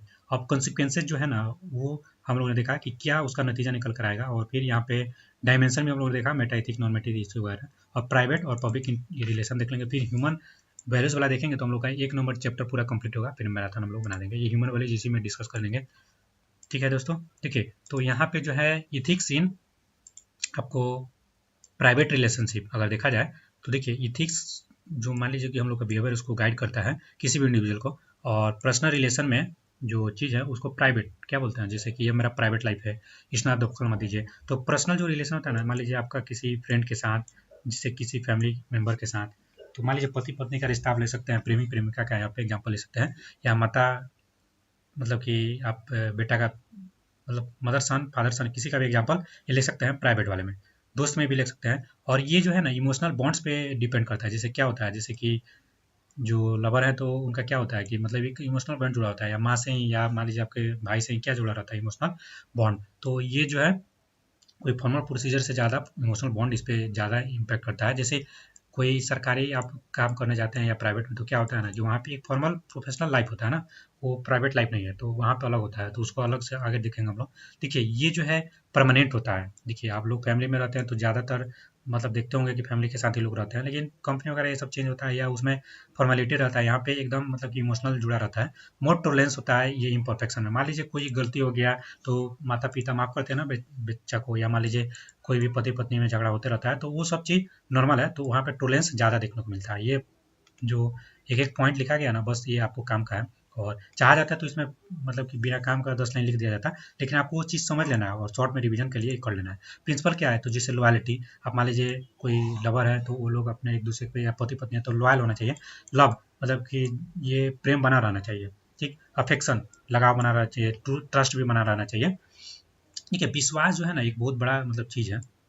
जैसे कि आप कोई भी काम ही कर रहे हैं ये एग्जाम निकालने के लिए, अगर अपने सेल्फ बिलीफ सिस्टम आपका मजबूत नहीं रहेगा ना तो फिर दिक्कत होगा। देखिए अब हम लोग का प्राइवेट वाला हो गया, पब्लिक एडमिनिस्ट्रेशन में क्या एथिक्स का ये होता है, ये रिलेशन उसको हम लोग देखते हैं। प्राइवेट में हम लोग देखते हैं पर्सनल, ये होम से रिलेटेड पर्सनल रिलेशन। अब जैसे कोई पब्लिक में कोई डीएम है, डीएसपी है, या मान लीजिए कोई कंपनी में सीईओ है, कुछ भी है, तो उसका हम लोग देखते हैं। देखिए इथिक्स जो है ना आपको अकाउंटेबिलिटी बताता है पब्लिक और एडमिनिस्ट्रेशन में। देखिए ये कोड ऑफ एथिक्स एक लाया जा सकता है जो कि बताएगा कि मतलब फेयर मैनर में ये काम हो। ये यहाँ पे कुछ मतलब एडमिनिस्ट्रेशन गाइडलाइन भी होता है, जैसे आप देखते होंगे ना कोड ऑफ कंडक्ट बनता है, कोड ऑफ गाइडलाइंस ये सब। तो इंटीग्रिटी से रिलेटेड आप देख सकते हैं सत्यनिष्ठा, ठीक। और जैसे ऑनेस्टी हो गया, आप लोग बताइएगा इंटीग्रिटी और ऑनेस्टी में क्या अंतर है इन देयर ऑपरेशन। यहाँ पे देख सकते हैं ये जो है आपको ट्रस्ट कम्युनिटी में और ज़्यादा बढ़ाएगा। और कुछ कुछ यहाँ पे जो चीज़ें हैं ना ये देख सकते हैं आप लोग, ये आप लोग अगर चाहिएगा तो याद कर सकते हैं। ये जो है आपको पब्लिक मतलब जो लाइफ है उसमें कुछ कुछ यहाँ पे ये है, इसको बोल सकते हैं आप लोग। देखिए मैक्सिमम ऑफ एक्सेलेंस, एक्सेलेंस एकदम अच्छा होना चाहिए, फ्यूजन होना चाहिए, एक दूसरे में मिलजुल कर रहना चाहिए, रेस्पॉन्सिवनेस, रेस्पॉन्स अच्छा होना चाहिए, रेजिलियंस, ठीक। यूटिलिटेरियनिज्म हम लोगों ने ऊपर देखा, यूटिलिटी जो समाज के लिए सबसे ज़्यादा ये हो वो सब, कंपैशन, ठीक। और यहाँ पे देख सकते हैं नेशनल इंटरेस्ट, जस्टिस भी होना चाहिए, ट्रांसपेरेंसी, इंटीग्रिटी, ये सारे चीज़ मतलब कि ये पब्लिक रिलेशन का एक मतलब कि समझिए तो फीचर हो सकता है। और यहाँ पे भी एक दो चीज़ है, मैक्सिमम ऑफ लीगलिटी, ये रिस्पॉन्सिबिलिटी, वर्क कमिटमेंट। अब देखिए पब्लिक जो रिलेशन है ना एक स्ट्रेटेजिक कॉमन प्रोसेस है जो कि यहाँ पे म्यूचुअली बेनिफिशियल होता है। देखिए कोई भी ऑर्गेनाइजेशन और उसके बीच में जो लोग काम कर रहे हैं या पब्लिक है उनके बीच में ये रिलेशन बनता है। आप लोग देखते हो ना, जैसे मान लीजिए सीईओ है, उसके अंदर में बहुत सारे लोग काम कर रहे हैं, तो उसको कैसे गाइड करना है, अब ऐसा नहीं ना जाकर गलियाने देने लगे, तो वो चीज़ है। तो ये एक रिलेशन बनाता है। और ये देख सकते हैं practice of managing communication between organization and is public. और इथिक्स का पब्लिक रिलेशन में क्या योगदान है तो देख सकते हैं ये एक डिसिप्लिन है जो कि यहाँ पे बहुत सारा वैल्यू को कंसिडर करता है, जैसे honesty, loyalty, openness, fairness, fair mindness, respect, integrity and fourth right communication. अब देखिए कम्युनिकेशन तो सही होना चाहिए और उसमें भी मान लीजिए जो लोग काम कर रहे हैं और वो चोरी करे या कुछ मतलब कि धोखा दे अपने कंपनी को, तो वो भी चीज़ सही नहीं है। तो वहाँ पे भी आपको इंटीग्रिटी ऑनेस्टी मेंटेन होना चाहिए। तो यही सारा चीज़ है। देखिए अब्राहम लिंकन का एक कोट है यहाँ पे, आई थिंक ये देख सकते हैं, you make fool some people all the time. आप कुछ आदमी को जो है ना, ये कुछ आदमी को हमेशा बेवकूफ़ बना सकते हैं। You make fool all people at some time. अगर सभी लोग को बेवकूफ़ बनाना चाहते हैं ना तो कुछ ही समय बना सकते हैं, ऐसा नहीं कि हर समय नहीं बना सकते हैं, लेकिन कुछ लोग को हमेशा बना सकते हैं। जो लोग मतलब पकड़ नहीं पा रहे हैं उसको हमेशा, लेकिन सभी को आप कुछ समय के लिए बना सकते हैं। But you can't fool all people all the time. सभी लोगों को आप क्या हमेशा बुद्धू बना सकते हैं क्या? वो तो मतलब कुछ लोग तो ऐसे होंगे ना जो आपके ट्रिक स्ट्रेटजी को पकड़ लेंगे। तो ये चीज़ है। अब देखिए यहाँ पे है हम लोग का कुछ, ये जो हम लोगों ने ऊपर देखा वही चीज़ है, ठीक है दोस्तों। और प्राइवेट रिलेशन में हम लोगों ने बता ही दिया ये सारे टॉपिक्स। तो यहाँ पे हम लोग का ये जो है कंप्लीट होता है। ये वाला जो टॉपिक्स हम लोग का कहाँ गया, ये देखिए ये प्राइवेट और public, essence, determinants, consequences, dimension and ये सब। अब उसके बाद हम लोग ह्यूमन वैल्यूज अगले में देखते हैं। इसके पहले ये ह्यूमन वैल्यूज देखेंगे उससे पहले इसका थोड़ा सा हल्का सा रिवीजन एक बार देख लेते हैं हम लोग कि ये देखिए यहाँ पे हम लोग का था। देखिए ये इसेंस क्यों ज़रूरी है, तो क्या आपका सही है क्या गलत है, सोसाइटी का बिहेवियर आपका किस तरह रहेगा, क्या चॉइसेस होना चाहिए, ये सब किस तरह का प्रिंसिपल है, वो सब कैसे डिटरमाइंड होगा। तो वो हम लोगों ने बताया था किस तरह का कल्चर है, किस तरह का वो देश है, कहाँ से आता है, किस तरह का उसका ट्रेड्स है, ठीक है, उसका किस ऑर्गेनाइजेशन में काम कर रहा है। गवर्नेंस में देखिएगा तो मीन्स एंड एंड सर्कमस्टांसेस देखा था हम लोगों ने, कंसिक्वेंसेज देखा था हम लोगों ने, यूटिलिटेरियन, डियोंटोलॉजिकल, टेलीलॉजिकल, ये सब, ये जेरेमी बेंथम का कुछ हम लोगों ने कंसिक्वेंसेज के बारे में देखा। डायमेंशन देखा, नॉर्मेटिक, मेटाइथिक्स है सब, यूटिलिटेरियन अप्रोच देख लिया, फेयरनेस होना चाहिए, जॉन रॉल्स का जस्टिस अप्रोच देख लिया, राइट अप्रोच देख लिया, वर्च्यू अप्रोच देख लिया, कॉमन गुड अप्रोच देख लिया। तो ये सब है। और प्राइवेट लाइफ में हम लोगों ने ये सब एग्जाम्पल, प्रेमी प्रेमिका, वाइफ का ये सब देख लिया।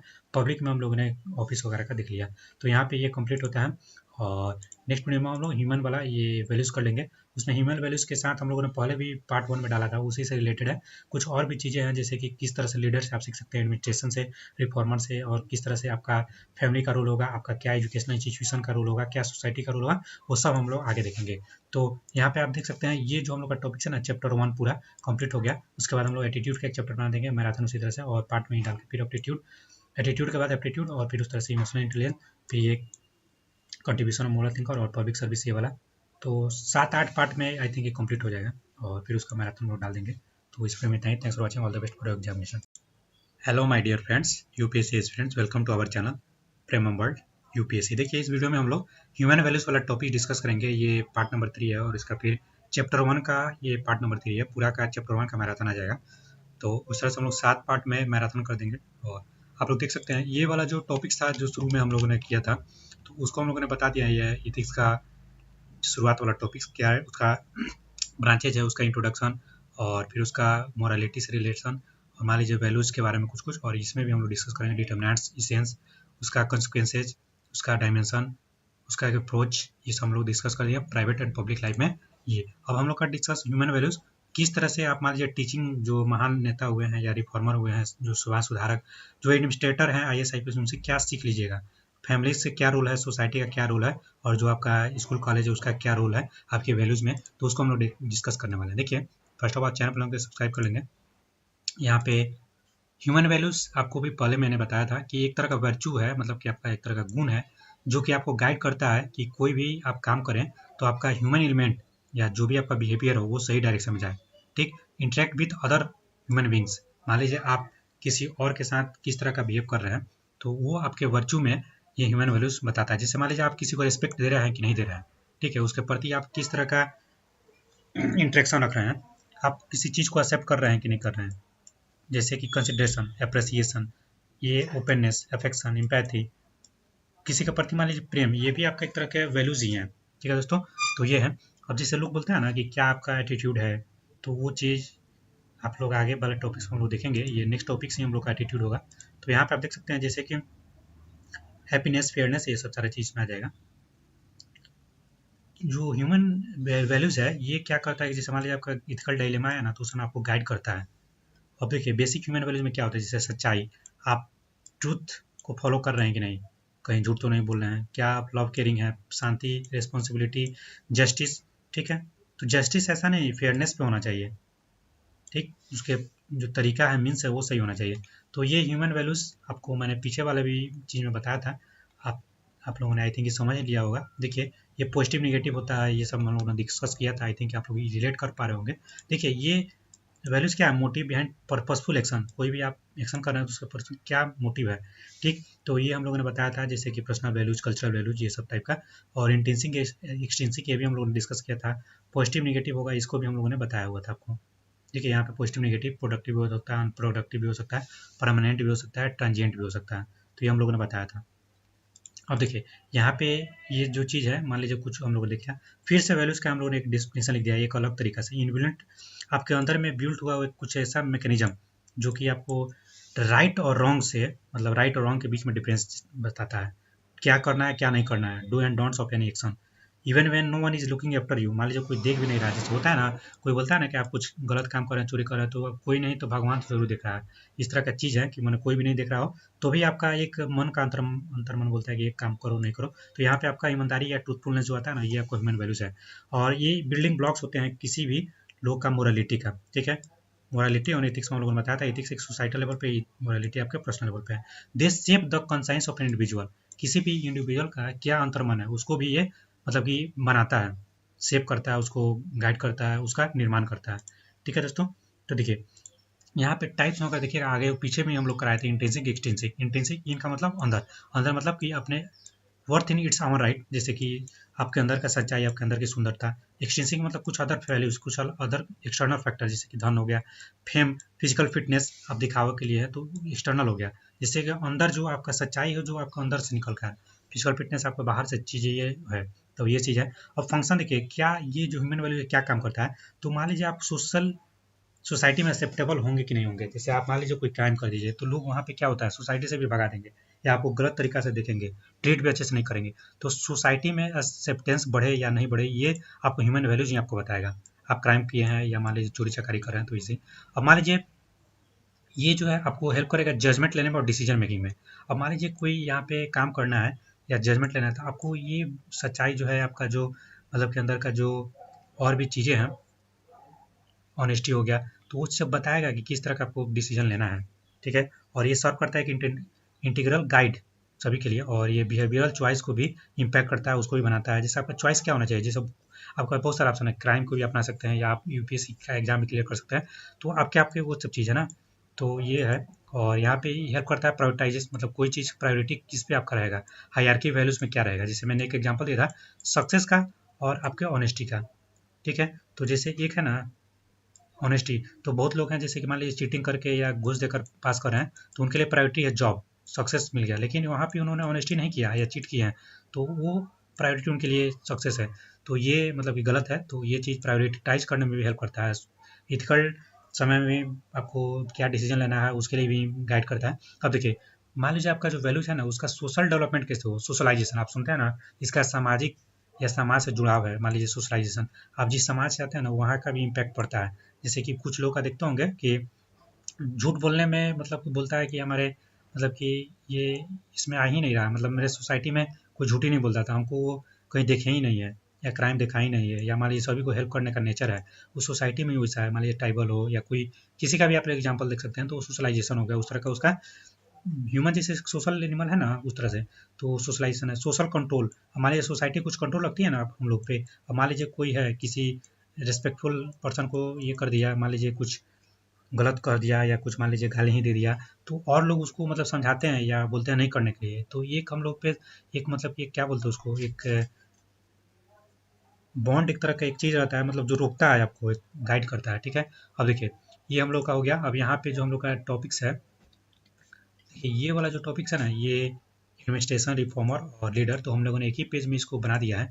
आप देख सकते हैं, देखिए यहाँ पे अगर देखिएगा तो लीडर से आप क्या क्या सीख सकते हैं। जैसे कि मान लीजिए कोई एमपी हैं, ग्रुप के लीडर बनते हैं आप लोग, जैसे ग्रुप में कॉलेज में काम किए होंगे ना, तो उस तरह से भी चीज़ है, या कोई भी कंपनी में लीडर है कुछ भी, तो वो जैसे कि देखिए गांधी जी का यहाँ पे आप देख सकते हैं राइट थिंग, जिससे उनका कुछ क्वालिटी से सीख सकते हैं, जैसे सत्य हो गया, अहिंसा हो गया, जस्टिस के लिए प्यार, ये भी चीज़ है, सेल्फलेसनेस, रिस्पेक्ट फॉर ह्यूमैनिटी, समाज के लिए काम करना, जैसे एनजीओ से रिलेटेड, देखिए डिग्निटी होना, लविंग एंड केयरिंग होना, बिहेवियर, ये सब आप लोग सीख सकते हैं। आप जैसे कि मान लीजिए जैसे जवाहरलाल नेहरू हो गए, सुभाष चंद्र बोस हो गए, कोई भी लीडर है उन लोगों से, मान लीजिए आप जो अभी पीएम साहब हैं उनसे भी सीख सकते हैं, या ऑलरेडी जो पहले पीएम हो चुके हैं उनसे, या कोई भी किसी भी क्षेत्र का लीडर हो सकता है ना, जैसे कि क्रिकेट का भी हो सब एडमिनिस्ट्रेटर, जैसे आईएएस हो गया, आईपीएस हो गया, कोई भी पब्लिक सर्वेंट, ये सब टाइप का एसडीएम होगा, तो उनसे आप क्या सीख सकते हैं, कैसे सही काम करना है, डिसीजन कैसे लेना है। स्वामीनाथन का आप एग्जाम्पल लिख सकते हैं, श्रीधरन का एग्जाम्पल लिख सकते हैं, सी डी देशमुख का लिख सकते हैं, वीपी मेनन का, कौन है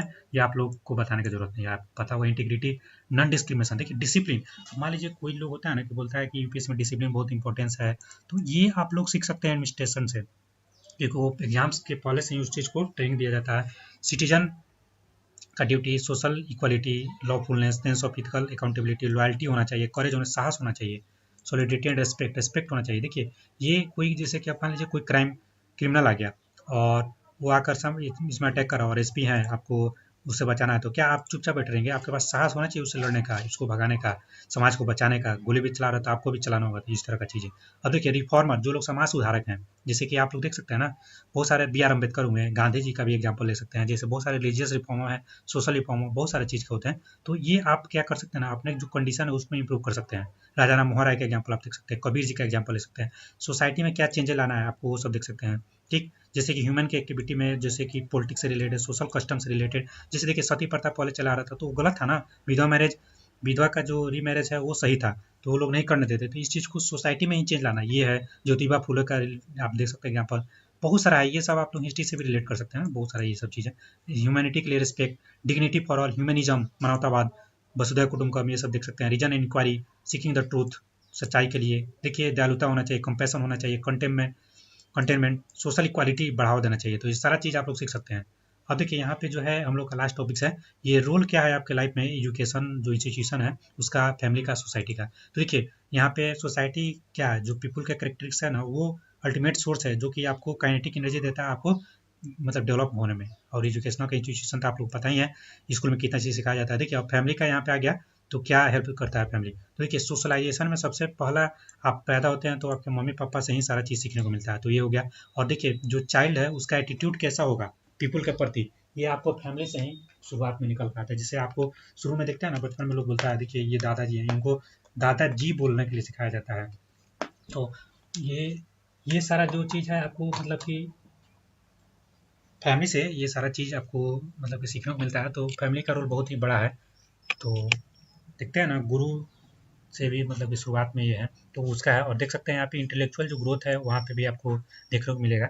आप जैसे कि किस तरह का आपका एक्सप्रेशन होगा, किस तरह का गुड वैल्यूज़ होगा, जैसे शुरू में बचपन में ही बोला जाता है कि ये गलत है, ये सही है, ये चोरी नहीं करना चाहिए, किसी को मान लीजिए आप पीट दिए तो उस बोला जाता है कि किसी को नहीं मारना चाहिए, तो ये सारा चीज़ आपको सिखाया जाता है।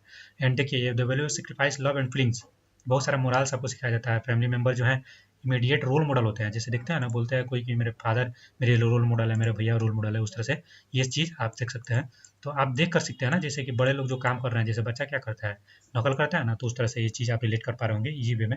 मोरल वैल्यूज देखिए, ऑनेस्टी, ईमानदारी, truthfulness, integrity, happiness, loyalty, integrity, जो भी है फैमिली मेंबर से ही निकल कर आता है और बच्चे में आता है। देखिए बच्चों को इतना दुलार किया जाता है, तो वो देखता है ना कि ईमानदार है। मान लीजिए कोई बच्चा देखिए दिखते हैं आके बोल देता है मम्मी मैंने ये सामान चोरी किया था पहले, तो वो ऑनेस्टी बच्चा सीख लेता है, ट्रूथफुलनेस सीखता है, हैप्पीनेस, जैसे कि लोग खुश रहना बच्चे को सिखाते हैं या उसके सामने खुश रहता है भले अलग से दुखी हो, तो ये चीज़ है। लॉयल्टी भी ये सब चीज़ सीख सकते हैं। देखिए कोई भी चाइल्ड का रियरिंग होना, उसका पालन पोषण होना, वो इम्पैक्ट करता है उसके बिहेवियर और वैल्यूज़ को। ये हम लोगों ने कितने बार बात कर लिया। ये चेंजिंग फैमिली स्ट्रक्चर, अगर मान लीजिए फैमिली का स्ट्रक्चर चेंज होगा, कोई जॉइंट फैमिली में रह रहा है या कोई मान लीजिए न्यूक्लियर फैमिली में सिंगल में रह रहा है, तो वो सब होगा। प्रेफरेंस क्या देना है, वो सब कम्पिटेटिव मतलब कि इन्वायरमेंट में है कि नहीं है, वो सारा चीज़ उसको मतलब कि इम्पैक्ट करेगा, उसके वैल्यूज़ को, उसके नेचर को।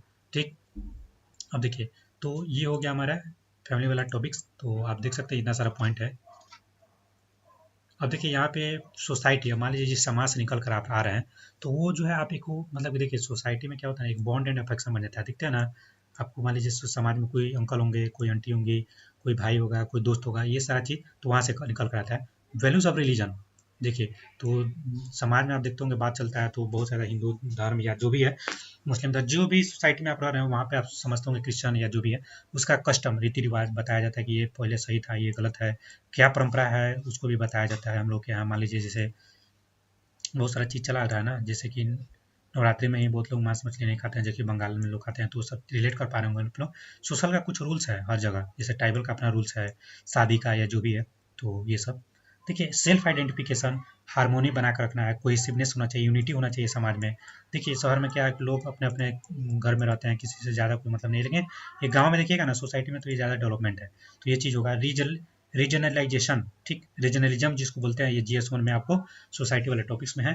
तो जैसे क्षेत्रवाद बढ़ेगा नहीं बढ़ेगा, तो ये सोसाइटी से ही आप सीख के आइएगा। अगर सोसाइटी में ही बहुत सारा ग्रुप में बटा हुआ है आपका समाज, तो वहाँ से आप देख मतलब पहले से ही आप रीजनलिज्म को बढ़ावा दीजिएगा। लेकिन आपका समाज यूनिट है, मतलब यूनाइटेड है, तो वो आप वहाँ से सीख लीजिएगा। तो ये सारा चीज़ आप कस्टम है, ट्रेडिशन है, रिलीजन है, रिलीजियस चीज़ें हैं, सोशल रूल्स है, ठीक है, गवर्नेंस है, ये सारा चीज़ आप लोग वहीं से सीखते हैं। और जो बेसिक शुरुआत की चीज़ें हैं, हैप्पीनेस, ट्रूथफुल है, ऑनेस्टी, ठीक, गुड्स वैल्यूज, ये सब फैमिली से सीख के आते हैं। अब देखिए एजुकेशनल जो इंस्टीट्यूशन है, जो स्कूल है, कॉलेज है, वो क्या चीज़ सिखाता है, तो आप ज़्यादा टाइम जैसे फैमिली के बाद कहाँ बिताते हैं, स्कूल में ही, फिर थोड़ा सा सोसाइटी में भी। तो ये जो चीज़ है ना, ये आपको मतलब कि फैमिली के बाहर अगर आप जाते हैं तो स्कूल में ही जाते हैं, समाज में तो मान लीजिए जाते ही हैं, लेकिन मेनली ये इंस्टीट्यूशन देखा जाए तो ये है। इसमें कोऑपरेशन से रिलेटेड आपको सिखाया जाता है, जैसे कोएड का आप लोग जैसे एजुकेशन को कुछ कोई एजुकेशन आप लोग सुने होंगे ना, जैसे लड़का लड़की एक साथ पढ़ता है, वो सब चीज़ कोऑपरेशन आप लोग सीखते हैं, जैसे टीम में काम करना, एक साथ ग्रुप बना दिया जाता है, कॉलेज वगैरह में, स्कूल में भी देखते होंगे आप लोग। इंटरेक्शन, नया नया दोस्त बनता है आपका, मान लीजिए कहीं और का है, वो किसी और कास्ट का है, किसी और रिलीजन का, तो आप हर एक चीज़ सीखते हैं, जानते हैं समाज में क्या नहीं है, डाइवर्सिटी आपका बदलता है, समाज के परिप्रेक्ष्य में क्या नजरिया है, तो आप हर एक डायमेंशन से सोच पाते हैं। ठीक, जैसे यूपीएस में इतना सारा सब्जेक्ट क्यों डाला गया, इसीलिए ना, टीम स्पिरिट मैंने बता ही दिया, सोशल जस्टिस का प्रमोशन होता है। अब यहाँ पे देखिएगा कुछ साइंटिफिक टेम्पर मतलब टेम्परामेंट भी आपके अंदर डेवलपमेंट होता है।